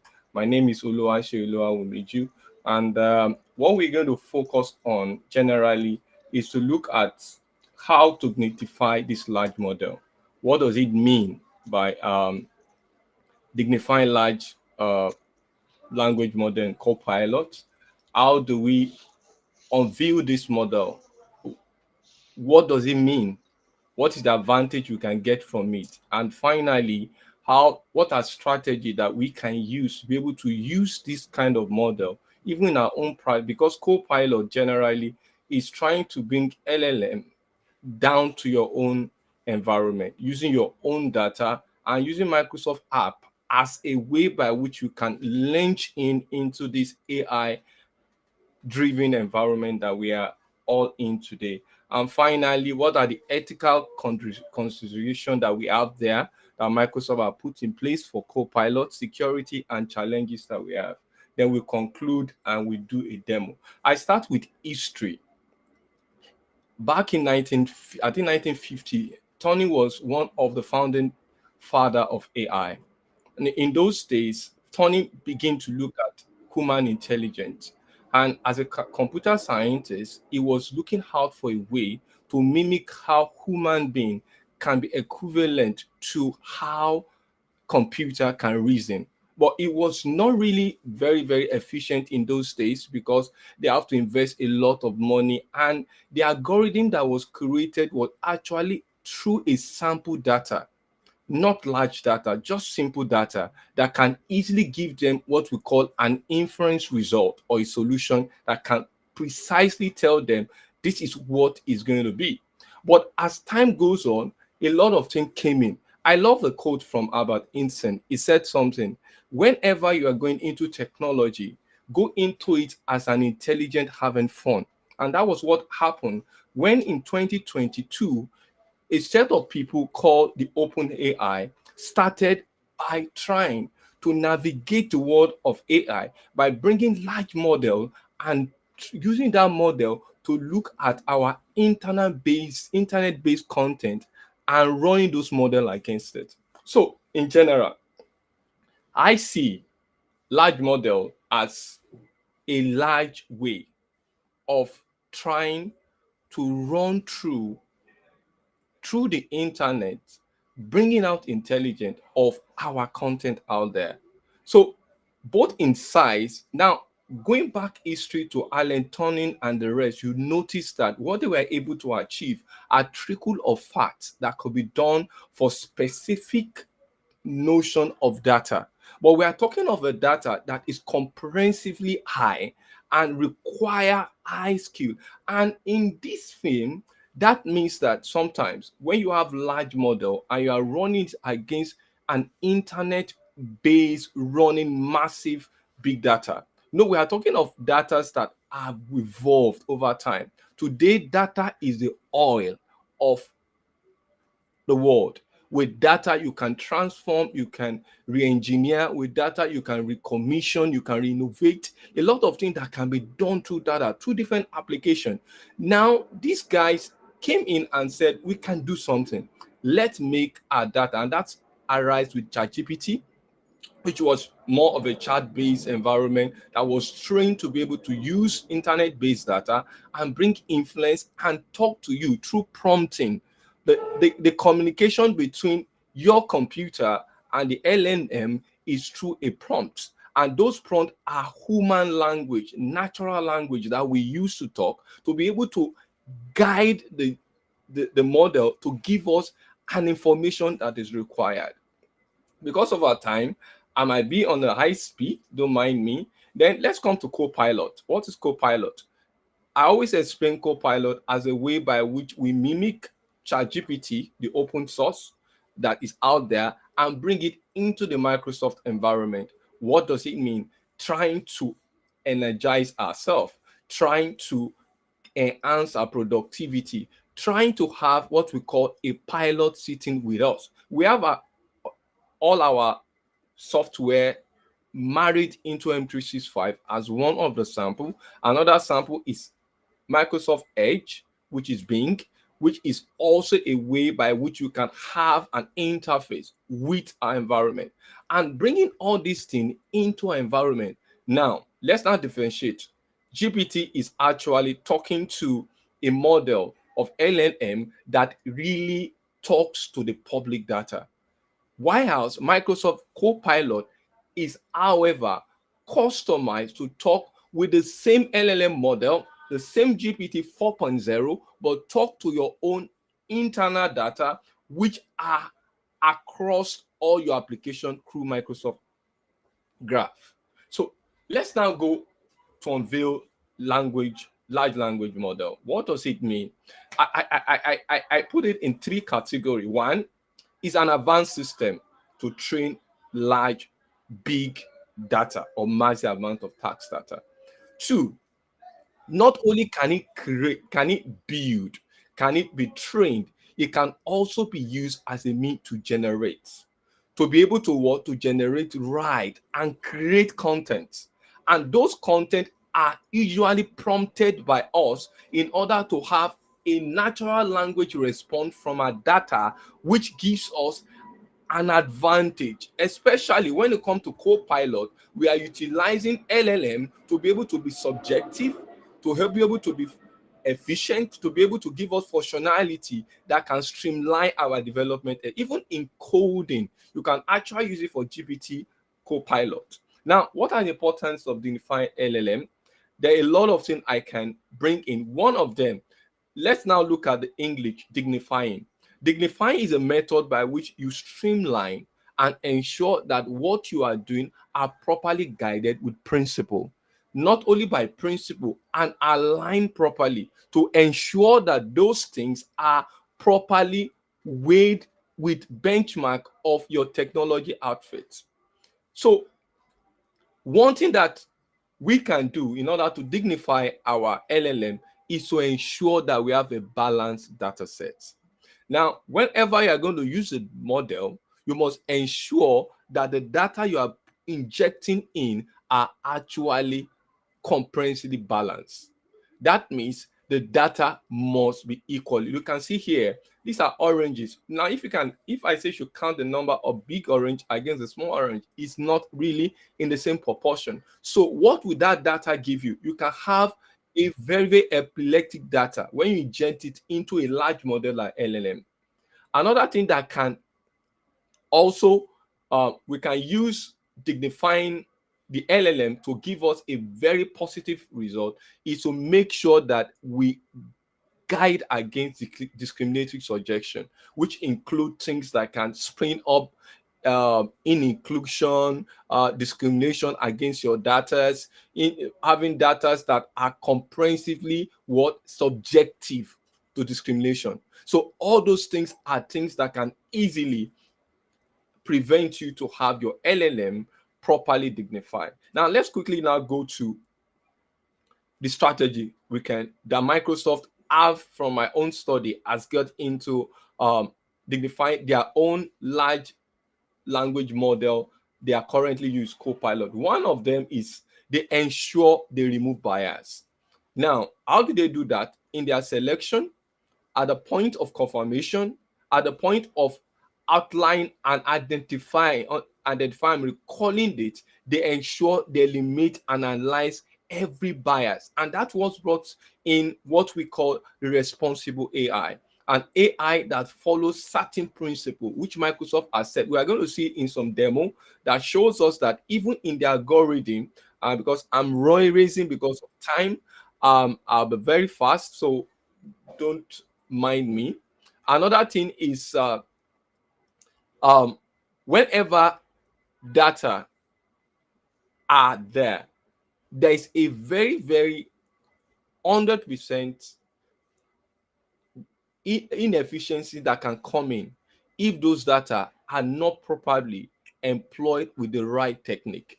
So in order to do that, Microsoft Copilot has been guided and employed with technique that can reduce bias.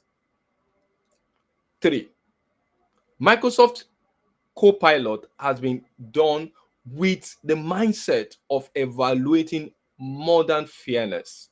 Ensure that the model is fair in terms of regularizing their selection, in their assessment, and also they ensure that it's inclusive of all. Those days that tuning started their AI model and the likes, we noticed several things was defaultive. One, most model was created with certain color race. Most model were created for certain region. Now, if you test the same model across another region, you see a lot of bias. So, in order that that can be removed, Copilot has a strategy to evaluate and ensure there is fairness. Then another thing that Microsoft Copilot has in it is ability to continuously monitor bias. It's not a static development or a static way of pulling out your algorithm. Microsoft deploy on the Copilot interface to ensure in its processing, it takes time to regularly look at bias across its model. And to ensure these are properly streamlined across each of their segments, they create a culture that is embedded in the LMM they are putting in Copilot to include inclusive, to promote communication, to enhance feedback, to ensure that what you are getting in, you are getting back what can improve your system.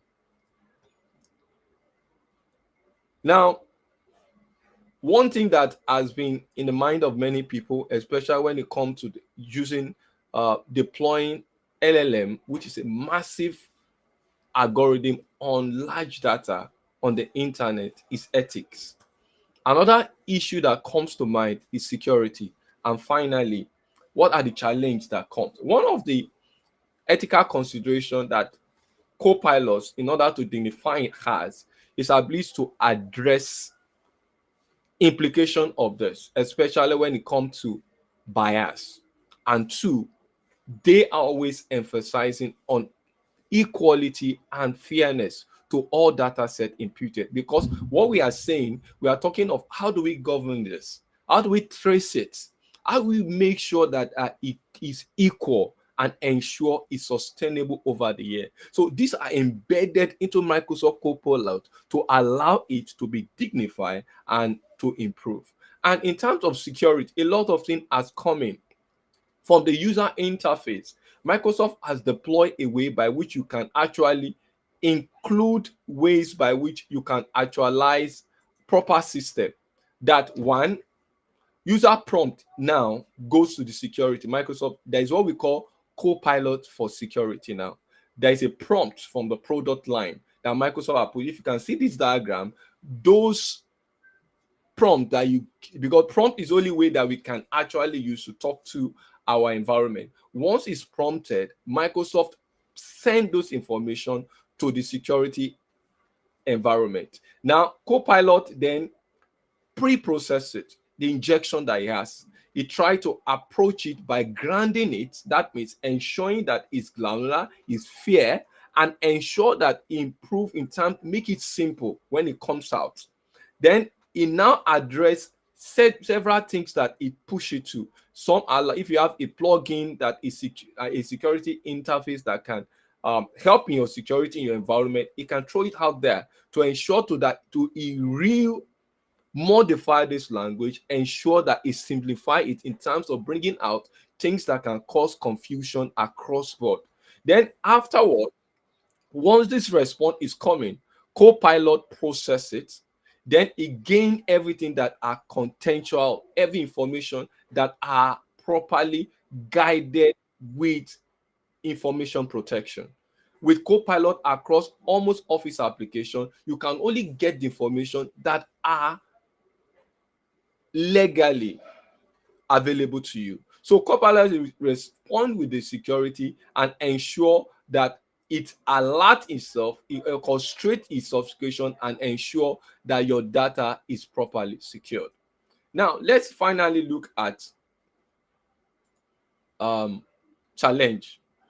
Now we challenge every year, every time we find several challenges that comes across our environment, and such challenges are in terms of the data you injected, proper grounding those data, making sure that those data are streamlined to what you want to capture, especially internally, because Copilot is actually not a public facing. The LLM that is being used is not public facing, it's actually privately customized for Microsoft environment. So several challenge is being scaled, and as it's scaled with the artificial intelligence injected in it is redefined and properly reorganized and re-engineered to give you an output. That's why you can see today that Microsoft Copilot on its application environment, whether it's from PowerPoint to run it to Word, you can see the dynamics is bringing up in trying to engage you as a user and bringing out the best out of you, especially in a productive environment.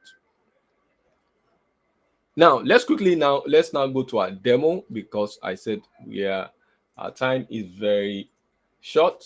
So first of all, I want to interface us to what we all know as ChatGPT. ChatGPT is generally a system that was created. It was the first LLM that was injected in 2022, and that was between the OpenAI and Microsoft, and was thrown out. And the version there, if you look at it, is 3.5, which is what I'm using. But if you upgrade it, you can upgrade it by paying monthly on the public interface, and that 4.0. So let me ask a question, a simple question now. Who are the Igbos? Just a simple answer from that. Who are the Igbos? You now, historically, ChatGPT, I prompted it to tell me about Igbo. Now, from what he is doing now, is trying the LLM now, which is public facing, interface with the content that are readily available online. It streamline those things and give me an inference, which is trying to capture the way I can reason. Okay, it said Igbo are the largest ethnic group in Nigeria. Now you can actually argue it out over there, but that's what ChatGPT is telling us. From all the content is streamlined. They they actually have over 40 million. Wow, said yes. Now, the Igbos people are known for rich culture, vibrant tradition. I can continually ask GPT. Now, this how LLM work is a large model. It keep talking to those content, to drilling out information from the cultural build-up, from all the content here. Why is let me just ask another question. Do we have different language? Now, I'm trying to ask a very cynical question among the Igbos.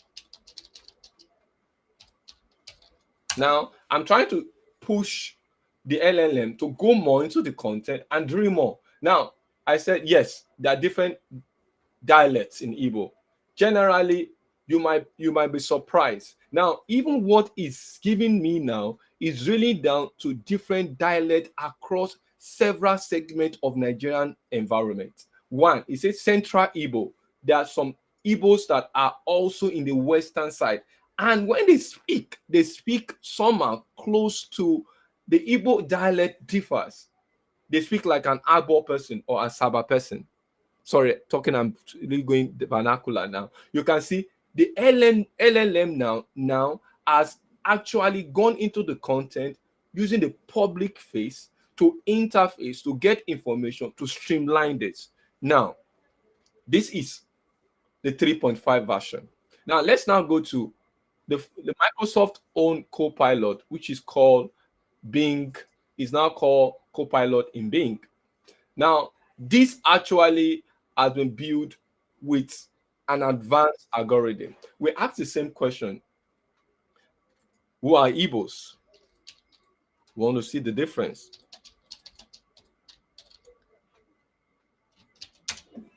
Now, let's see what now this is now streamlined, although for this is still public facing, but the algorithm here actually is built on the 4.0 version against the one I use for GPT, which OpenAI products. You can see the difference here. Copilot is actually streamlined not only the content, mapping it with relevant indexing of the content you can actually to for further information, and it summarize it. And if you look at it, it also brings what we call a picture to tell you where the Igbo is. Now you can see, let's ask the question, the same question we asked GPT: are there different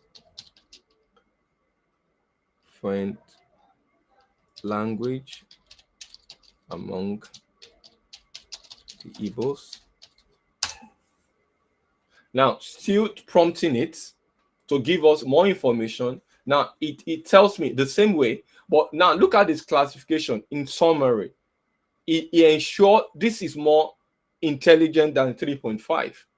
You can see LLM continue to dignify himself. The more you bring in ways by which you distinguish the data set, ensure that the data set are evenly thrown into it, then the model will give you um, a proper input. Now, this is Copilot. Another thing about Copilot on Bing is that it's also redefined in different way. Now, you have the designer version. Designer version is the image which you cannot see with what we have with ChatGPT, which is just a chat base. Now, if I ask this and said, please, I want and personalizing an image of an African angel.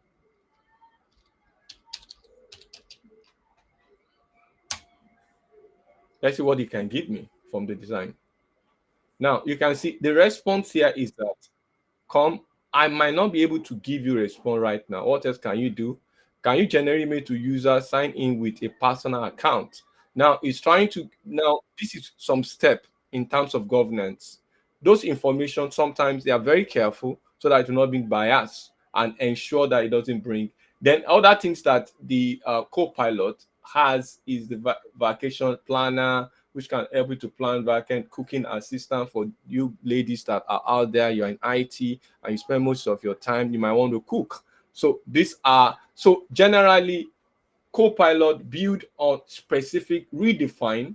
It is powered by Microsoft own LLM, which is different from the open AI, but streamlined to give you what information. But that's not where we are going. Okay, where we are going is to plan to use this because of my time to use this in our own environment. Now, Microsoft some years ago, about 2 years ago, brought in what we call an Azure OpenAI. Azure OpenAI, once you log into your Azure portal, just as I've done, you go to your OpenAI, you now create one OpenAI. After sorry, let's try it again. Sign in. My time is almost up, 5 minutes. Um, so I'll just be very snappy. Or I'll just tell you what I did here. The first thing you do when you want to customize the solution and try to unify it into your environment, the LLM already has been developed for you by Microsoft. Now that solution, it's what is available in Azure OpenAI. Just get a subscription, create a service. You first need to create that service. Now, how do you create the service? You see the plus sign here. You click on create. It takes you to a wizard, and that wizard gives you step-by-step guide from the basic to the review point at which you look at it. Now, the most important thing when you are creating your service is to ensure that you have your resource group. And I call resource group as my grandmother bag. I don't know whether you have a grandma. My own grandma has this sack he put at her waist. Everything she has there, her key, her purse, her money, everything is there. So once you take that key off, that back off, my grandma has nothing in terms of resources. So also the resource group, everything you do on Azure, you need to capture it, whether as a group, singly, you can bring it out as a single resource and make sure that it's kept in a resource group. Then you have to give it a name. I can call it Global Azure Bootcamp Open AI Service. Then ensure that you have a subscription model. Once you have that, you click next. I'm going to use a public network because it's not really streamlined to my own private network, which can be done when you have that in your own environment. You click next, then you can tag it for reference, for probably for document management, but I'm not going to do that. I'm just going to review it because of my time. Then once I review it, it creates, and alas, I have my resource. But now once you have your resource created, the next thing you need to do is to go into what we call the Open AI Studio. I'll just run through it, and my toasting is already on my neck. I need to get out of here. So now you can see here, this was successful when I created it. Then you quickly go to the resource and ensure you look at there's a link here before you have to go through Azure OpenAI Studio. But now Microsoft Azure has made it simpler. Just have it at the top right hand. You see, go to Azure Studio. Once you go to Azure Studio, it just go in there and get that. And this is how the studio look like. By default, it has content already created, and you can see it has the chat. And these are playground. They call it playground, where you can redefine, re-customize, re-engineer what you do, and you can have the deployment before you use the Azure the Azure OpenAI Studio. You must deploy it. Deployment is essential. Once you deploy it, you have to give it a name, because that deployment now tells Azure OpenAI what kind of template you want to use, what kind of the GPT, the LLM you want to use, whether it's 3.5, 3.5 turbo, 4.0. But when you start going to 4.0, you must have enough money on your Azure subscription. But for experimental, for lab sake, just do 3.0 or 3.5, 16K. Once you have that, all will be set up here. Then you can start prompting it. Now, let me ask this guy, who are the Igbo as I conclude? The same question I've asked the public one. Let's see what he will tell me. Now, I have not precepted it to follow my own sequence because I can do a lot of it through the setup. I can make sure that there's a tone I want it to tell me. I can streamline to the quote or to properly content my own data that I want it. But here, it's also using the public LLM to give you information. But now this go to Microsoft's own core environment to ensure that it follow a dignified approach to make the product very, very acceptable. I have a lot to say, but I have to go. Tosin's all staring at me. So I say, if we have time, we can do more on this lab and see it in more granular way. Tosin. Oh, thank you very much. That was an interesting session.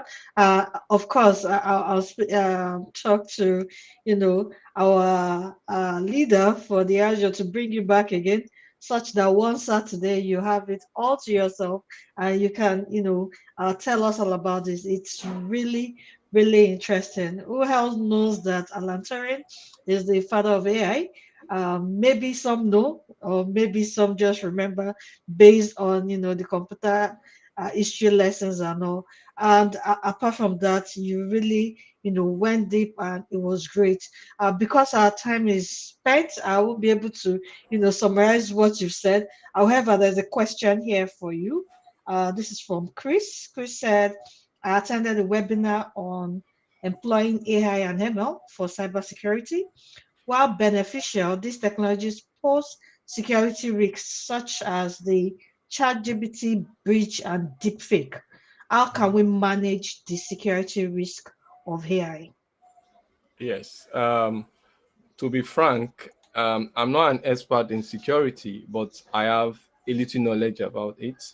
And the truth here is that this is expected because um, out there's so many AI model out there, and that's why we are trying to bring us to a particular point where we are saying streamline your model to be used internally with guided security that you have.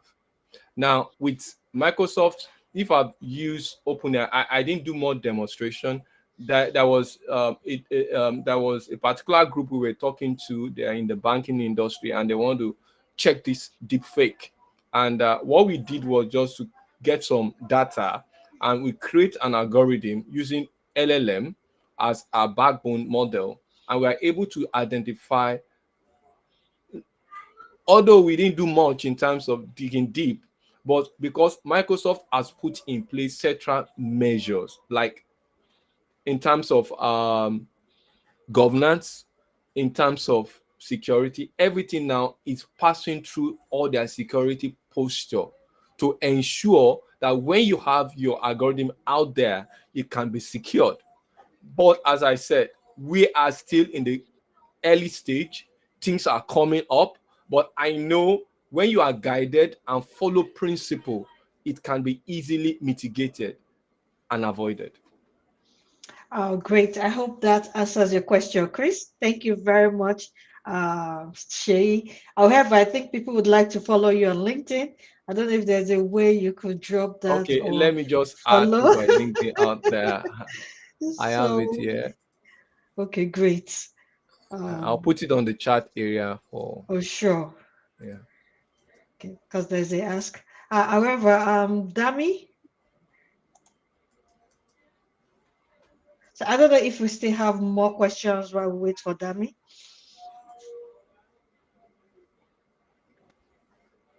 Okay, so while we're waiting, we already have the link here for the LinkedIn link that you can follow for those of us that ask. Please do follow him. You'll be happy you did.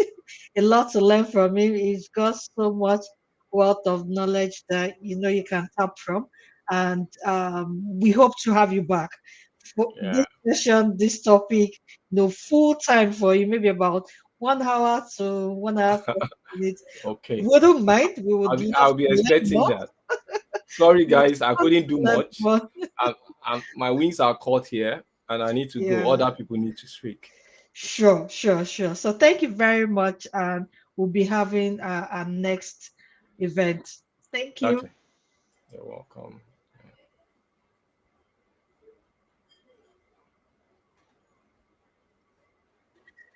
Okay. Hello, Dami.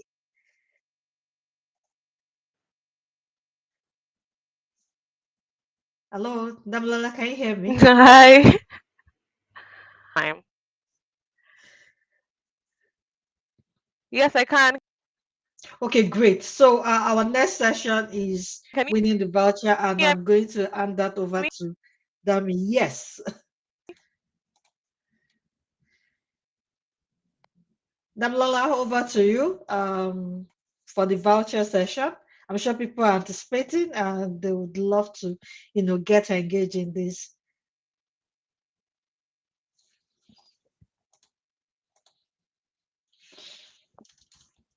That's true. Oh, okay. Just 1 minute. Dami should be back.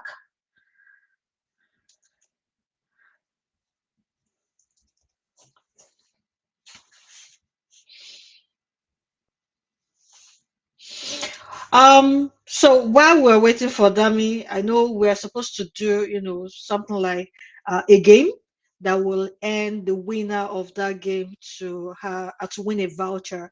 Okay, and that's where I need Dami to come in. So Okay. I think Hi, we have that Tosin. I hand. hope I'm audible Yeah, now. I'm so sorry. sure, loud and clear. So over All to you, right, please. thank you. Thanks for introducing it. So Tosin has said most of it. It's a game. I'll be sharing the link right now. Please feel free to participate. So it's just a puzzle. I know we are very smart people here. The first person to submit their answers would win a voucher. So I'm sharing the puzzle. Once I share it, I'll share the link where you update your answer. Please update your answer with your name and your email address. So once I share the puzzle link, I'll share a Google Drive link where you can upload the answers that you have done. You just take a screenshot of the answer and your name and email address. And if you like your phone number so that we can send the voucher to you. All right, I hope you're ready. If you're ready, say I'm ready, I'm ready, I'm ready. If I don't see reaction, I will send the game. Oh, say I'm ready. I'm ready. I'm ready. I know we are big men and women in this community, but hey, if you're ready, just indicate in the chat. I don't see any reactions. Tosin, should I take the voucher home? Please no. Please no. People are still, digesting what Oh, what Oluwasheye Mr. has Shea said said. and all. So yeah. All right. Okay. Yeah. I see reaction. Okay, I'm sending it. I'm sending it. So I hope you got the instructions. Once you're done, just upload your answers and your name, email address to the Google Drive link I'll be sharing next. Okay. So we have at most 2 minutes because we're very smart people. I'm going to set a counter 2 minutes and you can submit your I'll stop. Oh, 2 minutes. The first person to submit the answers within 2 minutes. I'll be sharing the Google Drive link now. Okay, let's make it let me be nice. I don't know. It's too much. All right. Let's say 2 minutes. But whoever submits the answer first, anyways. All right.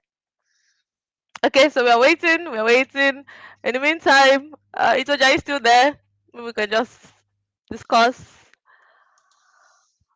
Um so I mean I can share my screen so that we the moderators too can see what's happening, and Sure. those that are not That would be participating in the great. game. Yeah. That would be great. Okay, I think I have a different window where I have it opened. Just gonna go and comment. Please, if you have any questions, just feel free. So we are playing a game right now. That's why everywhere is quiet, in case you're just joining.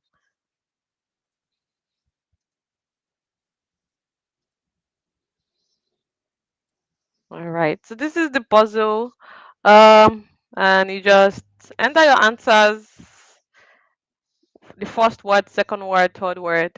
I mean, we're tech bros and tech sis, so I know you can do it. Very simple words though. I'm waiting for the first person to finish. Don't use Copilot or ChatGPT. Oh. I don't trust you guys. How would you know? I don't trust you people.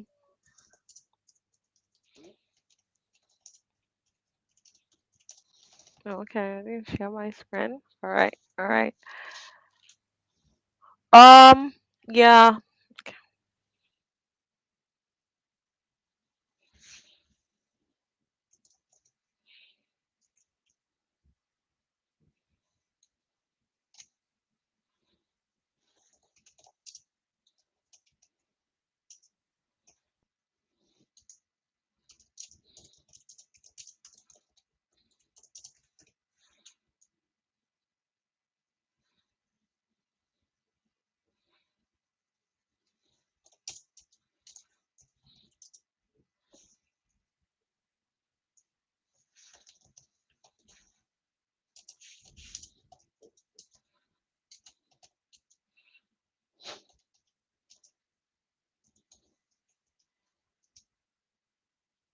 Hi guys, how's it going?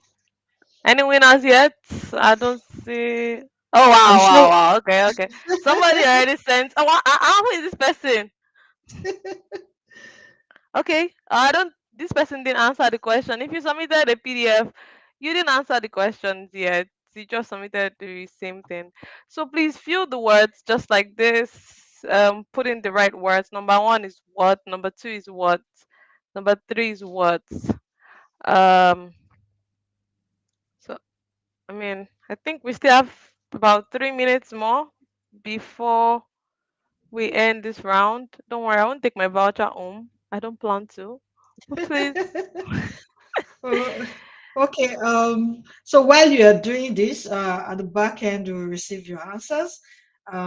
Maybe we can have the next moderator to introduce the next speaker. But Okay. don't worry, before the end of this session, we'll definitely and we are waiting. We're watching the back end space to see your response and correct answers.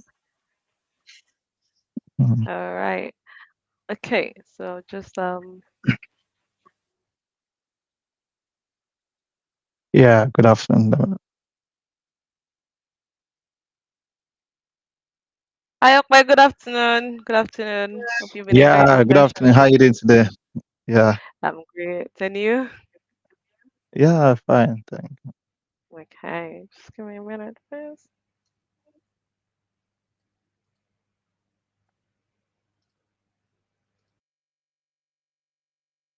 I hope people are winning. Yeah. But I have to check later. Well, we, Yeah.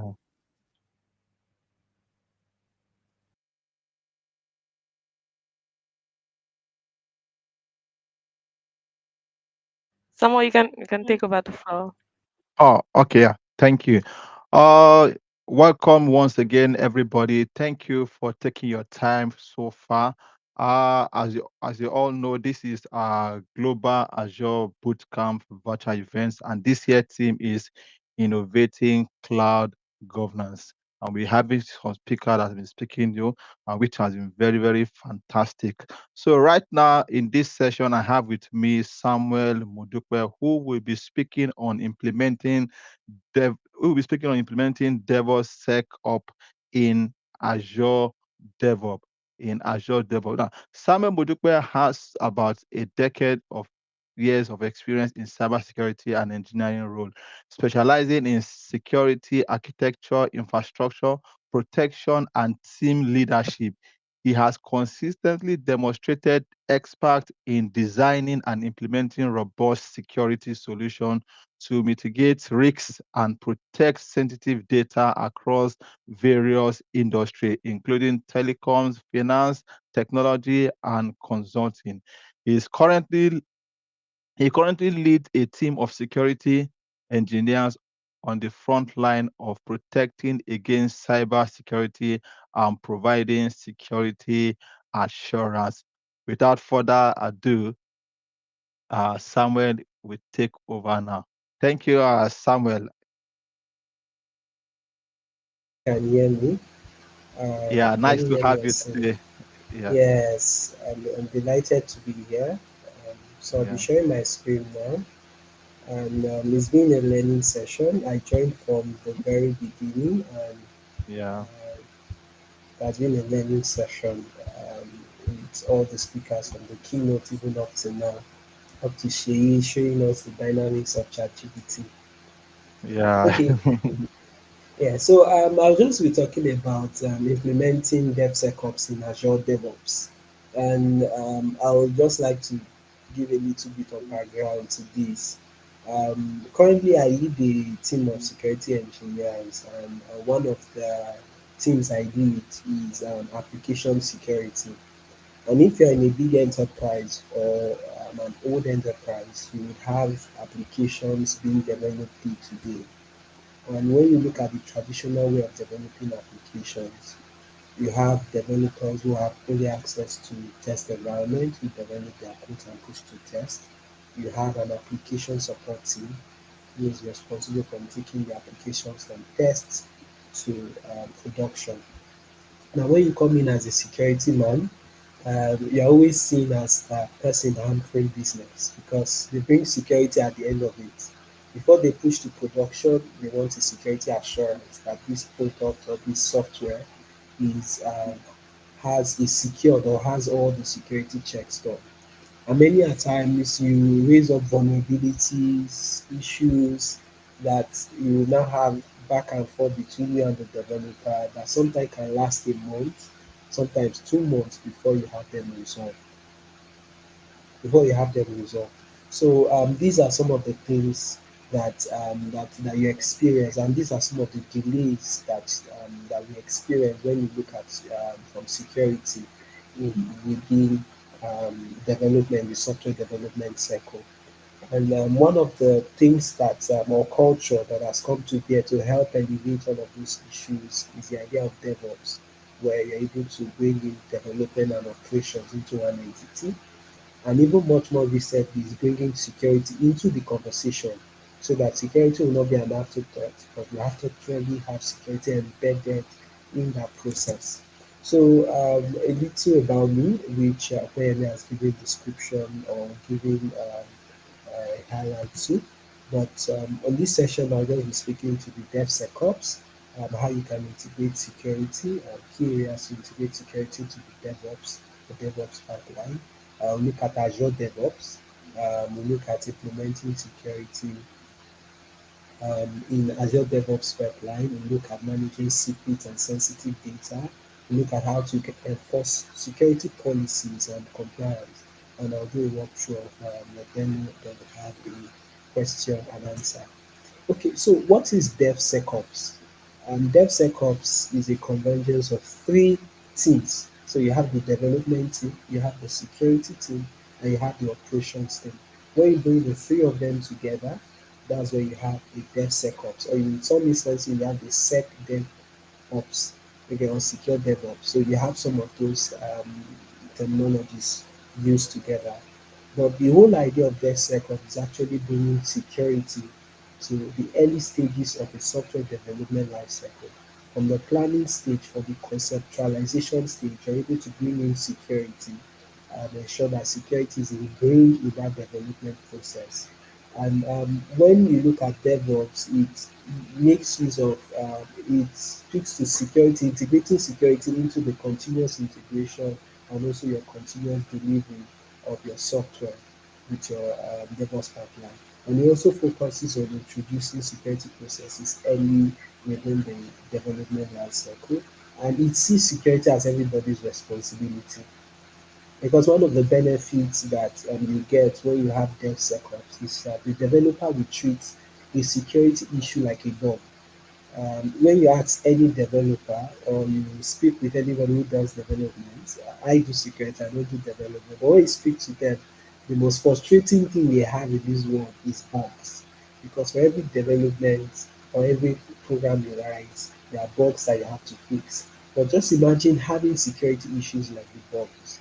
So it won't be an issue that okay, security team has come with their issues, but you actually see those issues as bugs that you can fix early within the development period.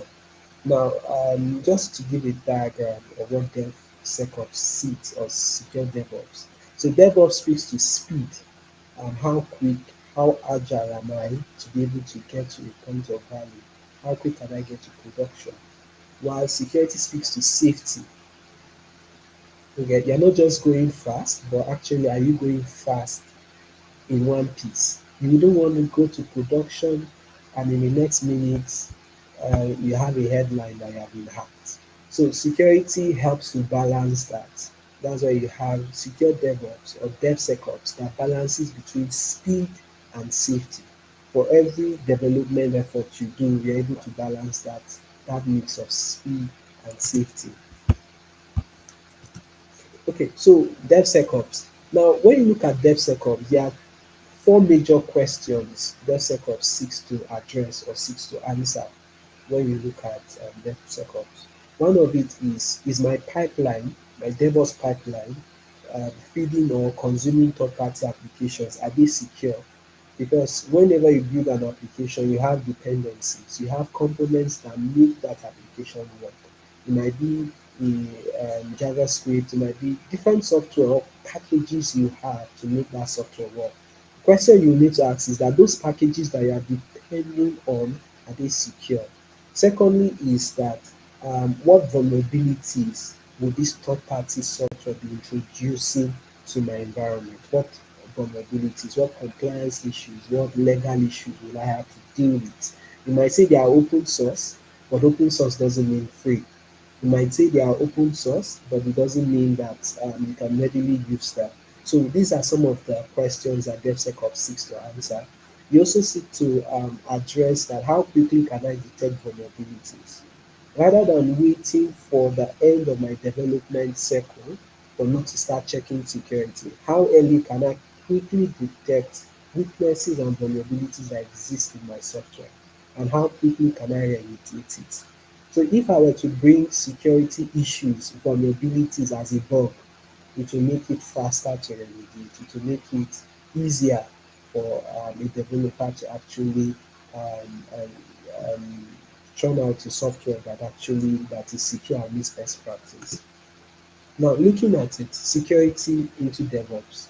Now, you look at it from three major angles, three major areas. One from a planning stage, from a conceptualization stage. When you're designing, when you are conceptualizing the software, gathering the business requirements, you need to have security in brain. You have some concept like threat modeling where you have those instances where you're able to actually simulate the potential risks that exist within that software or that project you're about to be doing. And you're also looking at the code level where you're looking at your if you're building up secure codes, if you're meeting up with secure code practices, checking the static code analysis to see if it is secure. And also at the build stage where you can actually automate scanning and testing. One of the beauty of DevOps is automation. It's able to actually automate manual tasks. So for security to be beneficial or be a value add to a DevOps circle or DevOps pipeline, then you need to also automate security. So implementing or integrating security into DevOps will mean that you're actually able to automate security scanning and testing while the building process is ongoing. Okay, so now I want to walk us through this because this just speaks to the DevSecOps or DevOps circle and where security comes in from a development aspect and also from an operations aspect. Now, when you look at the DevSecOps, You see, you start with planning. Planning where you do threat modeling. You look at what are some of the issues you have. You're able to scrutinize the idea, scrutinize what you're about to do. You're able to project potential risks with it. Then secondly, at the ID level, where the developers are coding, you're able to ingrain security or plug in security into it. So while they are coding, the ID is able to tell them that actually this line of code is vulnerable. You could actually have SQL injection. You could actually have XSL cross-site scripting with this line of code. So you have that interactive checks that is being done whenever the developer is coding on his IDE. You also have the verify where you have static analytics tool, dynamic analytics tool. You also have software composition analysis tool that will be able to actually scan through your code and point out weak areas within that code and be able to actually do some quality checks in terms of security and also in terms of best practices when it comes to security. Then you have a pre-prod, which you can do fuzzing integration testing. There's even a concept called chaos engineering, which was brought on from Netflix, where you're actually able to simulate various use cases of your application breaking. So and you're able to test it through a chaos, which is called chaos monkey. Then you have software signing where you put in you sign the software for proprietary use. Then you have signature, you do events in depth and you configure. Then there's also a concept of runtime application security, self protection, where you can do runtime protection. These are the operations aspects. So if something were to happen, you can detect it faster and quicker. You're also able to respond if something happens. So you have a web application firewall that is able to actually shield you from OWASP top 10 security risks and also other security risks. Even some WAP these things do API security where you're able to block that. Then you can have predict where you're able to use threat intelligence to predict issues or predict attacks that will happen to your web application or to your application, and with that predictive, you'll be able to adapt, and that's how the circle goes on and on to have a continuous improvement within your software. So this is just a breakdown of it. Now let's go to Azure DevOps because that's the platform where we are discussing how to implement DevSecOps. So Azure DevOps is a platform that actually fosters the culture of DevOps, bringing together the developers, the project managers, the software contributor to one platform so as to have more synergy, more collaboration with each other. And it enables an organization to create and improve products faster than the traditional software development approach. And Azure DevOps is in two models. You can deploy it in two models. It can be a cloud service, which you have Azure DevOps services. It could also be on-prem, where you have Azure DevOps server.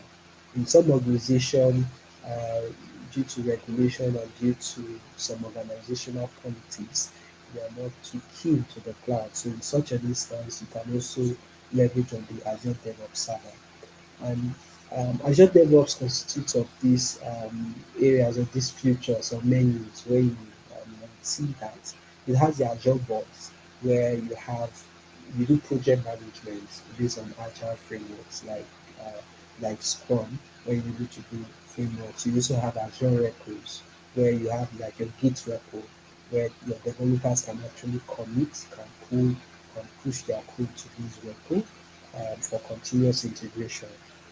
So you have that for even source code versioning when you want to actually do versioning and master branch relationship. So you also have pipelines that can actually help you with that continuous delivery and continuous deployment where you actually build and release services to your production environment, to your test environment.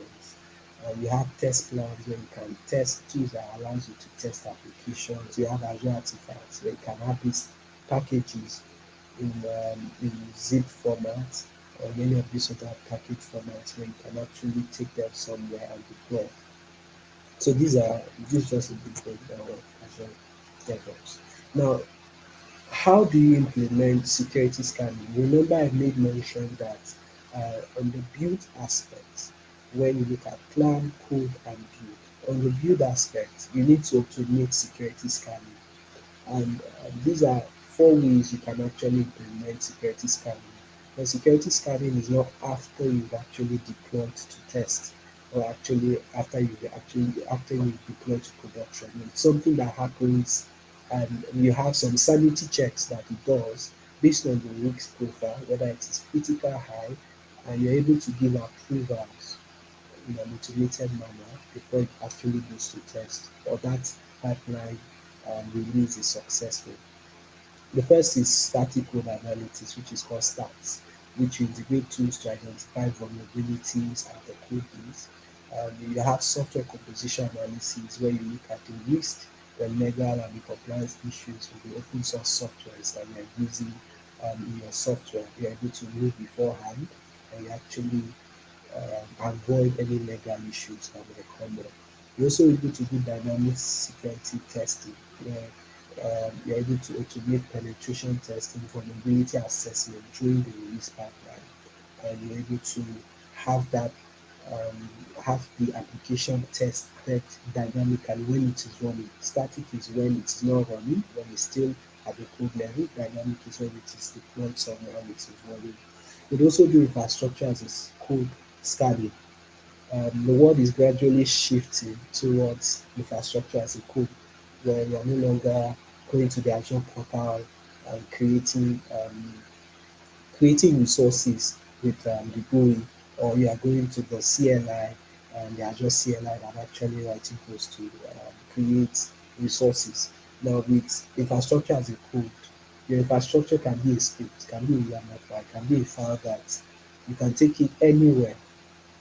Azure, any other cloud service provider, you can actually duplicate that using the likes of Terraform, which is open. You have ARM templates that is for Azure, and you're able to even check for security misconfigurations. So I remember one of the speakers speaking about you having Azure blueprints when you talked about governance, Azure blueprints, where you actually use that blueprints to provision resources. So with infrastructure as a code, you can actually ingrain security even in that infrastructure, ensuring that it has all that it needs to run. So if it should have an antivirus, if it should have the latest patch, you can actually code that in a script, and that is when you will deploy. And month after month, you change and you improve on that code, even as you deploy your infrastructure. Now, another thing you need to pay attention to is how you manage secrets and sensitive data. I'll tell you, when you check the news, you have a lot of organizations who are actively doing DevOps or even secure DevOps that were breached. And one of the major things is how they manage the secrets, how they manage the application secrets, the sensitive data. Now, the first is that you need to ensure that you are storing your secrets in a secure location. You're leveraging the likes of Azure Keyboards and other secret management services, which maybe you might use a third party to host your secrets, whether it's a certificate, whether it's an API key, whether it's an application connection string. You're able to keep it in a safe place, in a vault where it is protected. You're also able to do access control because you need to grant rights. You might have senior developers, junior developers, you might have people who don't even know anything about DevOps and they're coming into environments. You need to be able to situate their rights so that you won't want someone causing havoc in your organization or exposing your data to the public. So you need to be able to have that role-based access control and give strict permissions based on the need. Encryption is also very, very key, whether it's data at rest or data in transit. You have some globally strong encryption algorithms to do, and also auditing. Auditing is very, very important because when something happens, you want to be able to know who did what. You want to be able to investigate. Now, if there are no audit logs, you won't be able to investigate. You won't be able to drill down to the root cause for issue or the root cause. If it was a human error, you won't be able to get to that conclusion if there are no audits. So you ensure that you're actually having audits and even backing it up somewhere. We had instances of people when they make a mistake, they do something, and they quickly go and clear the log straight away. But with auditing, you're able to actually keep those logs and even forward it to, for instance, your log analytics workspace, which is integrated to your Microsoft Sentinel, so that you have that visibility and you have your SOC. Um, okay, I have my time is quite much. Okay, so now for policies, these are some of the ways you could actually address policies as a code. One of the speakers spoke about how Azure policy can actually even use ChatGPT to suggest how to draft Azure policy. So you can have security and compliance policies that will actually help you govern your DevOps pipeline. You also have gated approvals where you could actually specify a number of people that are, that are only the people that give approvals for anything to go to production. You want to have an half-baked software or a software that is not well built to go to production. So you could have a gated approval where these people must approve before anything to go to production. You could have vulnerability policies, you have compliance reporting, just to give you a dashboard when it comes to security standards and regulation. Okay, so because of our time, I'll just run us through of the session. Um, Okay, so um, first is to make mention that when it comes to DevOps and DevSecOps, you can actually there's a Azure DevOps demo generator that can actually generate a demo for you where you can play around with. And if we sign in here, it shows us a whole lot of things that we can do from different technologies that we can implement. It tells us here that we can actually build our templates, we can actually create a setup. But for this demonstration, we'll be looking at Sonar Cube and we'll be looking at white source, which is called MED. So Sonar Cube is a static code analysis tool, is a start tool. What it does is it's able to check for bugs, code smell, security vulnerabilities, and also help you with security. So that's the major function, and you can actually integrate it with your Azure DevOps, where whenever you run your pipeline, it's able to do that security scanning or checks and actually give you a report. And then you can specify quality checks or gates where if it's high or medium, it shouldn't pass. If it is you can just design some metrics for yourself and just let me run through it here because of our time. So you actually have to create a container. So you need to have a server. Whether you could actually have it on a Linux host or you could have it in a Windows host. Um, you install it in a container in this instance, and you can define a quality gate. Then you add it to your DevSecOps pipeline. So adding this makes it your DevSecOps pipeline. You add it to your pipeline. So when you add it to your pipeline using a token, you're able to actually integrate it to it by doing a service connection to it. And when you do run the pipeline, when you run the pipeline, it tells you that okay, this is successful if it has successfully deployed.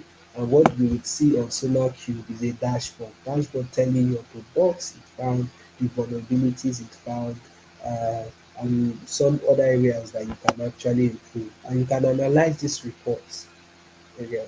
The other tools that also does this like check marks, like Code, where they need to give you all of these um, things you get. And it's one of the things that I use before giving assurance for the software. I ask for the secure school scan. So I get that report, then based on that, I'll be able to give, okay, we can now test further. Now the next one is the MEND, which is formerly known as white source, is for software composition analysis. You want to know all the components or packages that make up your software. Can also help you with your BOM, software bill of materials. You want to know everything that makes up your software. This softwares can actually help, or these things can actually help you, and you can integrate it, and it's able to actually point out to you um, the vulnerabilities that exist, the packages that you have that have known vulnerabilities. Also point out if there are legal issues with any of your software, and you'll be able to give you a security rating for that. It also gives you intro into insight into the license that you have, whether it's Eclipse, whether it's whatever package that you're using, Apache. It gives you insight into the risks of those license distribution so that you can actually prepare yourself. So, but just quickly, because of our time, I'll just walk you through the platform. I will run secure code, but this is how Azure DevOps is. So, the Azure DevOps, you have an organization which I created, the DevSecOps Labs, and you have as many projects as you can. So, you have stats, as many projects as you can. But if you go to one of the projects here, okay, you have the menus which I spoke to you about. It first of all has a wiki where you can put a readme or put some documentations here about the project. It has dashboards. Then on the boards is where you have your agile project management capabilities, where you can actually create sprints, actually create work streams, and manage a project. The repo is where you have your repository, your Git repo, or your source code repository where you deploy or you integrate to continuously. Then you have your pipeline. So pipelines is where you actually deploy the image, where you actually build the source code which you have in your repo. You can actually channel it through a pipeline to either a Microsoft agent, a Microsoft hosted agent, or a self-hosted agent. But here, I think my agent has issues. Then this is the test plans where you can do tests. These artifacts where you can get artifacts. Yeah, thank you very much. I think that would be the end of my session. Thank you. Open for questions. Yeah, thank you very much, Samuel. That was a great session. Yeah, thank you very much. I think we have just one question from Chris. It's a great session on DevOps, sec DevOps as this is a dedicated domain on CISSP for organization going off the shell software. How can they also ensure that the software is secure? Yeah, what about you? Okay, yeah, thank you very much. So one of the things you can do, you could ask for a SOC 2 report. So because of some of the agreements you might have with these third-party tools where they won't allow you to do a security assessment or a penetration test on your software, you can actually request for a SOC 2. So SOC 2 means you have another body who has done a pen test, who has done an assurance on that software, and they've actually vetted it. So you can have that one. Secondly, is also basic. There are things like MFA, some basic security things that you can make requests for. Okay, so you can make requests for those basic things, especially around your identity, um, to ensure that your users are protected.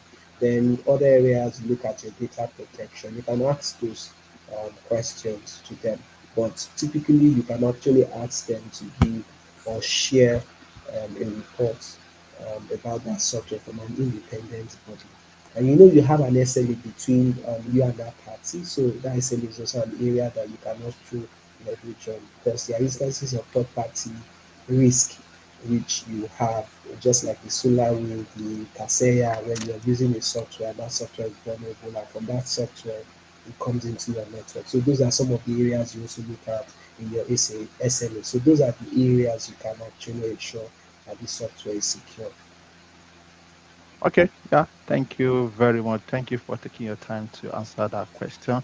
Yeah, thank you, and we are very grateful for having you this session. Thank you very much. And I now, yes, I'm going to hand over to the next. Okay, thank you very much for the opportunity. Can you guys all hear me?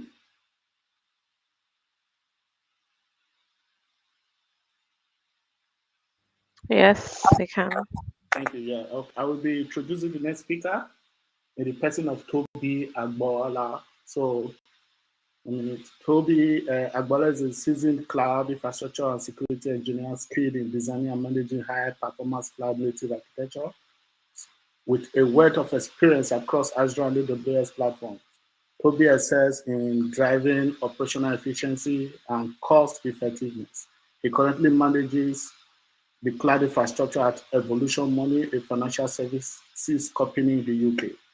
His approach is marked by a keen focus on strategic planning, automation, security best practices, and continuous learning. A certified Azure solution architect and advocate for DevSecOps.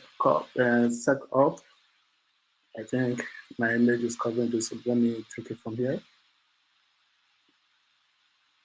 Methodologies. Toby is dedicated to fostering a culture of continuous learning and innovation. What a great profile.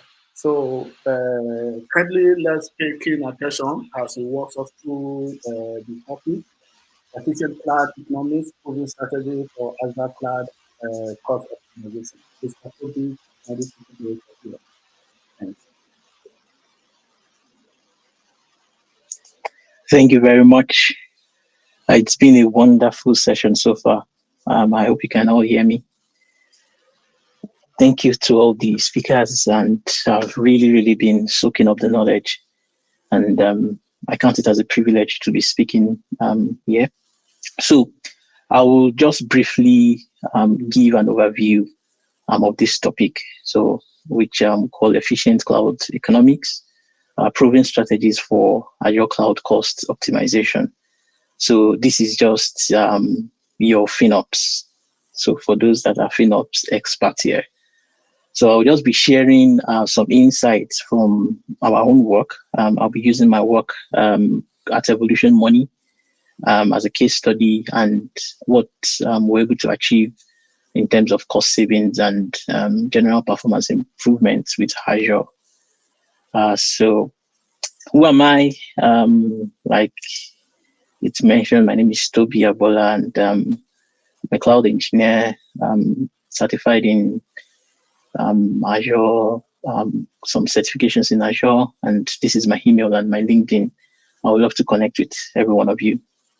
And my career journey over the years, I started actually as a cybersecurity analyst, and then I've worked in IT support, application support. I was also involved in running a digital agency at some point, and also in product management, and then back to infrastructure after the pandemic. And then I'm currently working as a cloud engineer for Evolution Money here in the UK. So I will just be running through what we're going to be talking about. So what exactly is cloud cost optimization? Then I'll be taking you through what we have done and what was the issues, and then some of the things we're able to do. And I hope we might take one or two things from there.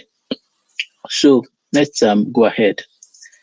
Um, Let me just put it this way. So what exactly are we talking about? What was the problem? What was why did we get ourselves involved in this? I know everybody's in, at least most people I know, most companies, uh, they are interested in in the cost aspects of cloud. Um, I know a lot of CFOs and accountants, they don't like IT cloud guys because we rack up a lot of costs. And then, so it's always good news to know that you can always reduce costs without while still delivering all the good business values and making profits and all of that. So the problem was that when I joined Evolution Money, and the Azure costs, cloud cost was really, really, it's a lot. And then um, one of the things that I had to do, one of the objectives that I was given was to be able to manage this.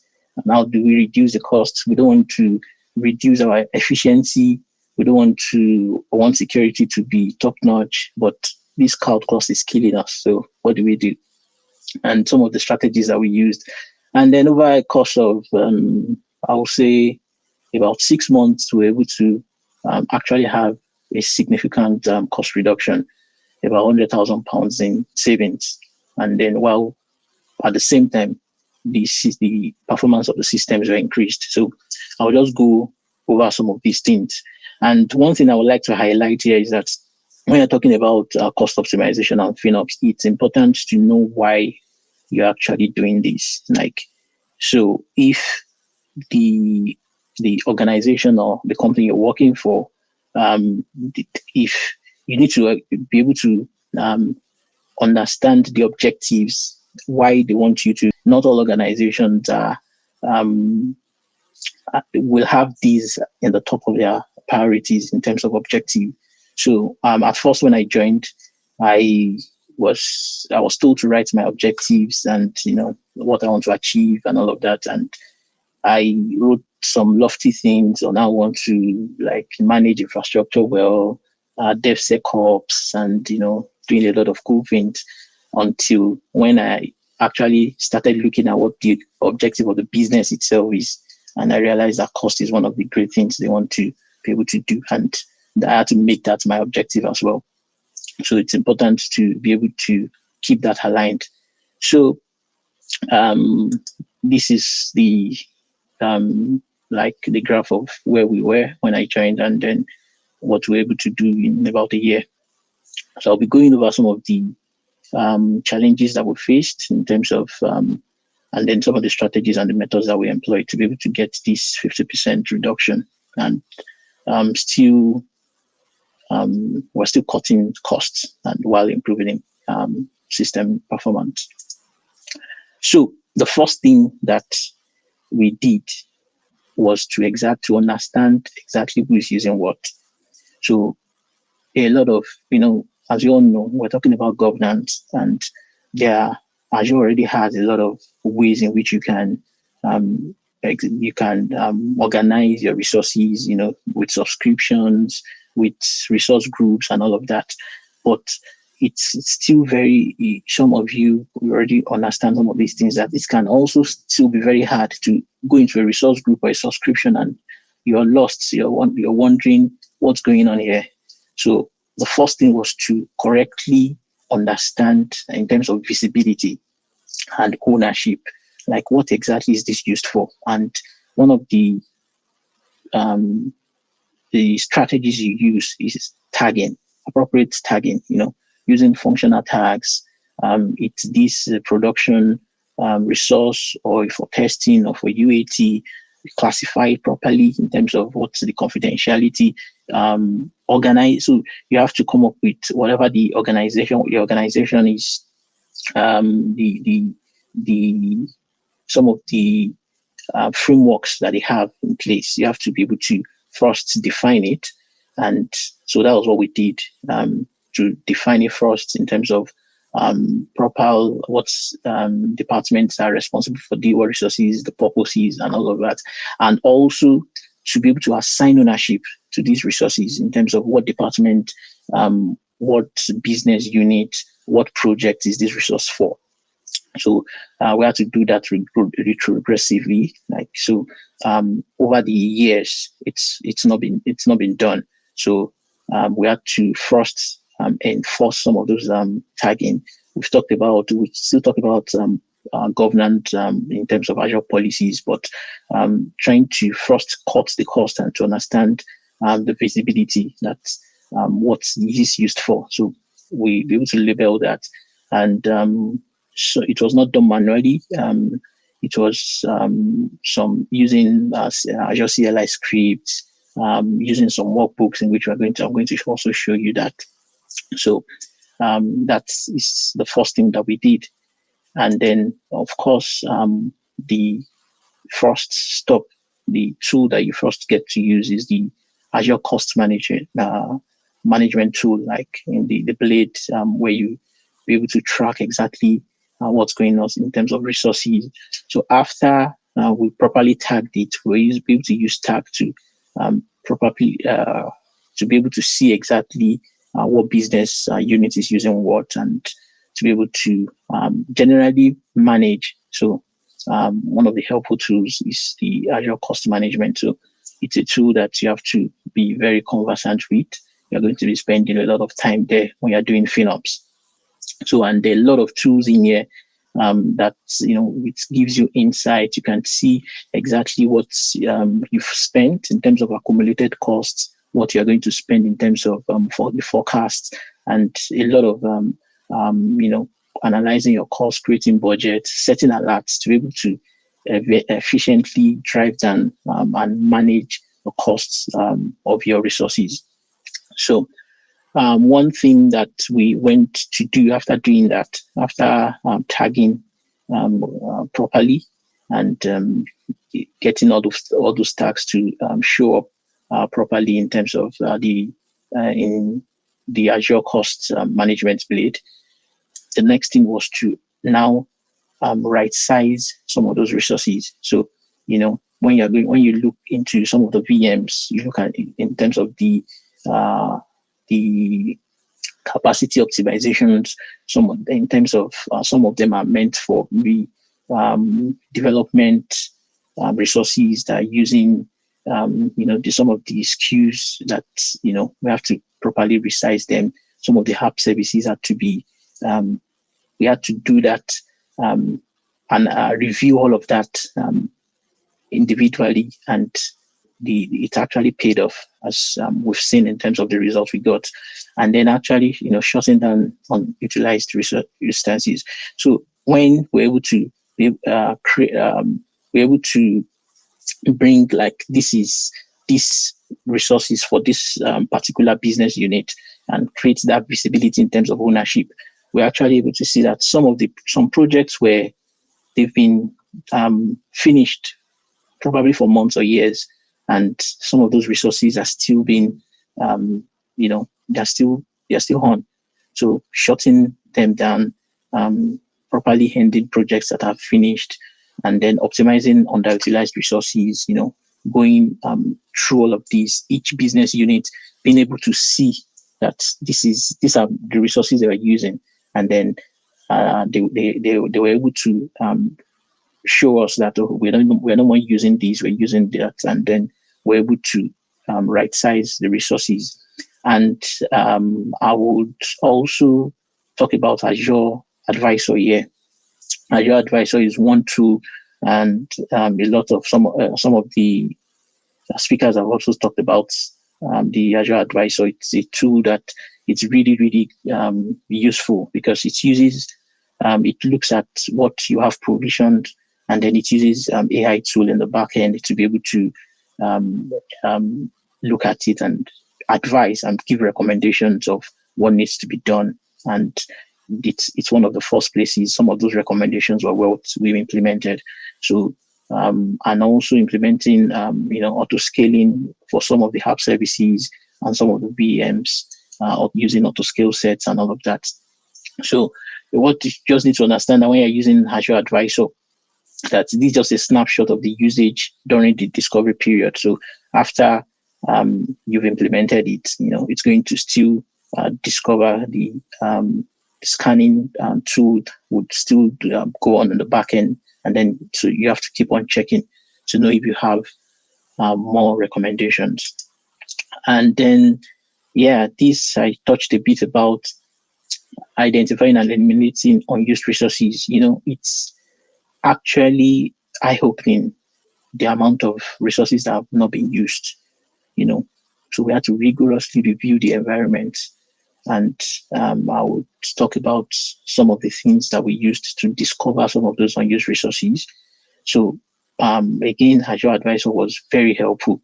There were common examples of unused resources maybe demo builds, a lot of decommissioned projects, like I've said. Often the IP addresses are no more being used.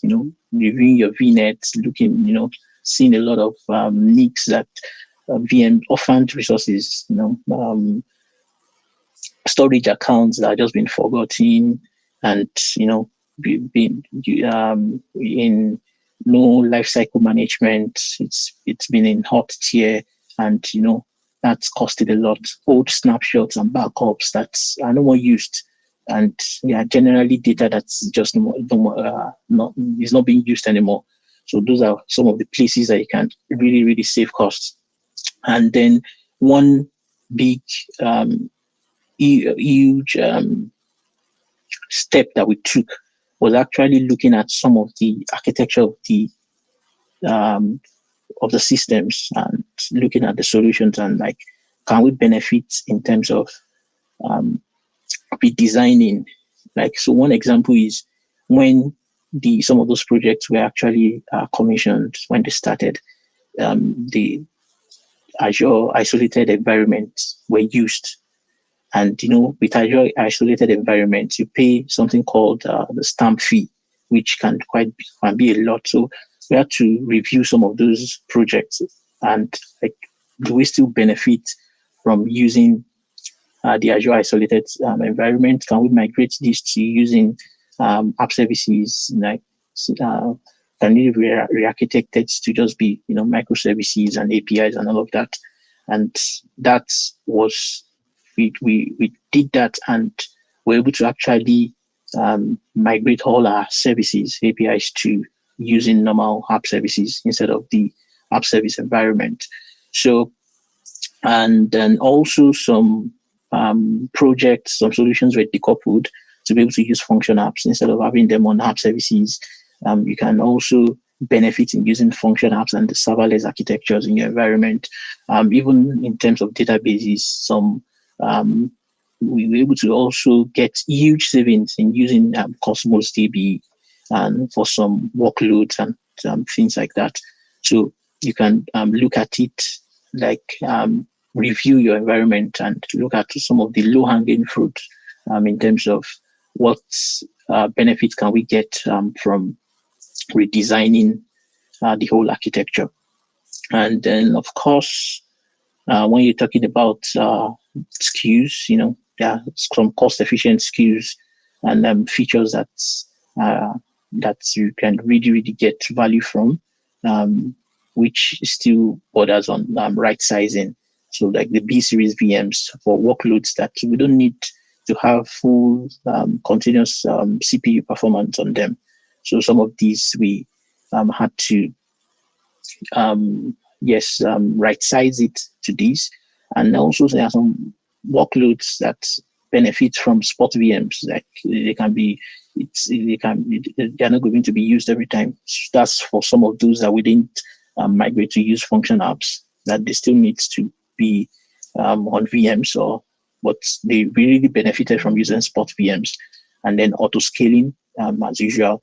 And when in particular when it's needed, that's when there's traffic, or maybe when there's a lot of workload.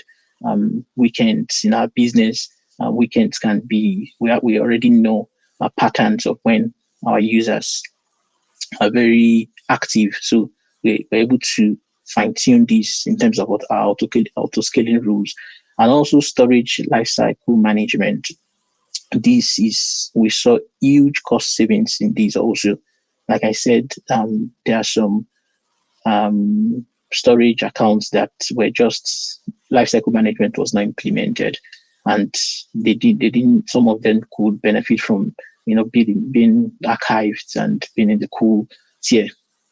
So this was really really huge. And the next thing that was done was taking advantage of commitment discount. So this is huge because a lot of organizations don't even know that they can benefit from this. So if we already know that the IT strategy is going to be using this particular, we're going to be using this architecture and some of these workloads, for the next 5 years. It's not going to change. So then we can benefit from using the saving plans, and then um, reserved instances both for VMs and app services.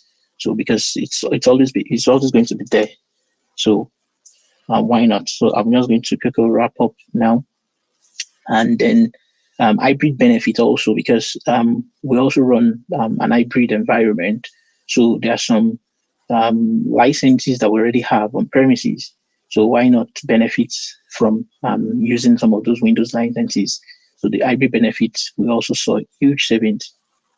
And also, one thing I would like to highlight is also, for the dev test environment, we actually started using this, and we saw that there are some dev environments that we had to they don't have to be on the main subscription. And for if your tenant or your subscription, your organization has these, you actually don't even have to pay anything, or you have very reduced cost.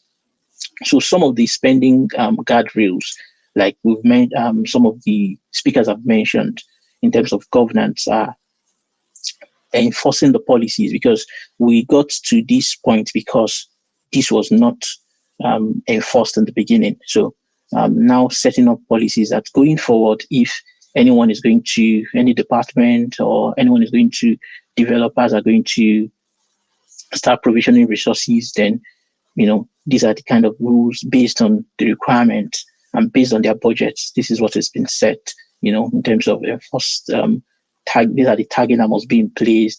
These are some of the locations that you cannot. We in our business, we are restricted, and we have to comply by the location. We cannot have any of our data outside of the UK. So that is being enforced using Azure policies and different initiatives. So, and for each department and business unit, and for each different subscriptions, we have budgets and cost alerts. And then the costs anomaly alerts, it's really, really helpful also, when you get notified about, just some of these costs that you're not expecting these, and you just once you get the alerts, and then you can go and check what's going on there. So some of the tools that were used, advisor cost workbook. So the workbook is a tool that is really, really helpful in identifying some of these opportunities. Using these to discover, analyze the resources, and then providing some of these recommendations. The workbook really helped. And also we used the orphan resource workbook to be able to manage and identify first, and then manage some of those unused um, resources. All right. So, and this, the well architected review, when you want to start, some of our speakers have mentioned that when you're talking about the well architected framework, when you want to start a project and you have your landing zones and all of that.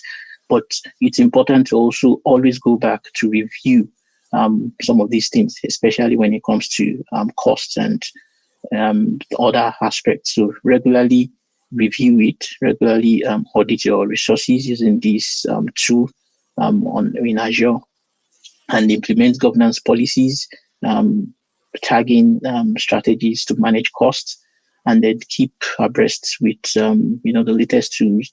I'm looking forward to using Copilot in our environment, and to also benefit from some of these FinOps strategies. So thank you very much for listening, and I would like to be in touch with any one of you guys. So that's my email, and also on LinkedIn. Let's connect. Thank you very much. Thank you very much. Thank you very much, Toby, for demonstrating the steps to effectively implement cost optimization without compromising security and performance. Yeah, we've got a question for you. And it goes, is there a way to alert and auction the decommissioning of orphaned and unused resources? Is there a way to alert an action? Yes, definitely. So using the workbook, we can set up, we can use Azure Monitor to set up some of these. And automation is a big, it's really, really, it's a strategy that you have to take hold of in Azure, because without proper alerting, so what we actually did was to actually in addition to using the Azure Monitor and the alert, to actually set up Slack alerts, for apart from just monitoring the some of the resources in terms of if they're going on or not, actually managing if a particular, so we wrote some scripts to be able to say if something is not being utilized for maybe a particular number of um, years, just or months, or depending on the different criteria, just do this, just alerts, send an alert, emails, Slack alerts, and we also actually use some other in some other tools, IT infrastructure tools, maybe like Site 24/7, to also keep track of some of those things.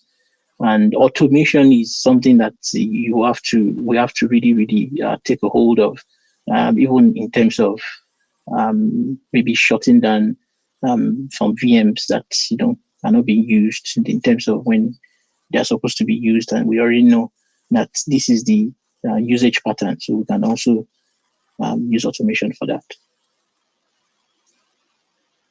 Thank you once again for comprehensively answering this question. Yeah, since there are no further questions, I will hand it over to the host. Yeah, Danny. Thank you very Thank Thank you. you, much. Toby, for talking to us about money because it's very important, and all organizations want to manage costs and make profit. So thank you so much for today's session. Um, all right, I'll be taking Toby off now, and I hope everyone is done with the LinkedIn account for Toby, just in case you still want to, follow Toby. Okay, all my moderators, if you're still online and you uh open to turn on your camera, please you can, just come on. Thanks to everyone who submitted their answers. So we have one winner. Just one winner. Tosin, we got a winner. You say we Finally. we got a winner. Oh, thank God. Finally. We saw the brothers How and many? How sisters. many winners? We I'm actually have expecting 5. winners. Okay, we have about I think 4 submissions, but only 2 people got all the answers right, and then Wow. one person submitted first. So we had 2 people who submitted before this one person, but they didn't get the answers. I'm so sorry, guys. But we had someone who submitted and also got all the answers right, and that would be a delicate tie. So he got all of the answers right. Yay. So Aleketaiwo, thanks for winning our voucher Congratulations. today. Congratulations. Yeah, congratulations. And thanks for not allowing us to go with it because we're already thinking, were these questions to add? But you didn't disappoint. All right, so I have your email address. I'll definitely send you the voucher. I want to say thank you to all of our speakers. I mean, all of us, we appreciate everything that you've said today. Okay, Okpayemi is also here. Thank you so much for all of the sessions. It feels like like one session in all. I mean, I'm sure other moderators have the same thing to say. If you look through from the first session to the end, it's like everybody had one of the same thing to say, Yeah. right? So Yeah. it's been educative. I don't know if anybody wants to say anything before we wrap this up for the year 2024. Okay, I forgot to take pictures earlier, so Okay, Damilala, our people are saying give 2 winners. ah, uncle, Why one? I'm Give trying two not to be a winners. Nigerian right now, but Dal that suggested that we give to winners, please you can sponsor us. We don't mind sponsorship. If you really want to sponsor the second winner, please just reach out to me on LinkedIn. I'll be happy to pick the second. In fact, I'll be so glad that we can give 2 people, not just one person. if we could, we would love to. Emmanuel, thank you for coming back. Yeah, I'm sorry that we just have one winner. It's just what we can afford now. But maybe next time we'll be able to do more than one. So thank you to everyone who participated though. And I know that particular one was tricky. It was Terraform. For those that didn't get it, the answer was Terraform. Yeah. Yeah. All right. So we're about to wrap this up, and I want to say thank you to all the moderators for staying all the way from beginning to the end. Thank you so much, Itoje, Tosin, Okoyemi, Christian, and Obianuju. She's not here right now, but I want to say thank you very much for coming. One Toby's Andu. I thought I put that. It's just the way his name is, right? Okay, guys, please, if you have anything to say before we end the session, please feel free. Otherwise, we can just wrap up in a bit, taking pictures. All right, Emmanuel, anything you Yeah, want to so add? Yeah, thank you everyone for joining this year. Azure Global Bootcamp is really amazing having you still to this time. So thank you everyone. See you next year. Uh, Tosin, Nothing much from my end. It's been a great session so far. I wish we could have some of the speakers back, giving them full time such that, we well, can really learn from there. It's been an engaging one and so much to learn. So I okay. really enjoyed my time. Thank you for staying till the end. Okoyemi, yeah, I think this is an amazing session, and I think this year Azure Global event is really fantastic, and it's an eye opener that will actually trigger people to go and want more to go further governance. and also prepare themselves for the certification. Yeah, it's good. All right. Right. Okay, and Christian. Finally, yeah. We would like to thank everyone actually for taking out their time to participate in this year Global Azure Bootcamp 2024. So we look forward to seeing you guys next year as well. Thank you, Okay, guys. before we start seeing people next year, please, we have our conference that is still coming up this year. Let me use the opportunity to say this now. Our conference is still coming up, and that's our major event of the year. So, please, once we start, pushing it, please feel free to register and join. Right? Okay. Thank you, everyone. This is the end of the event for today. Thank you and bye. Thank you. Bye. Thank Bye. you.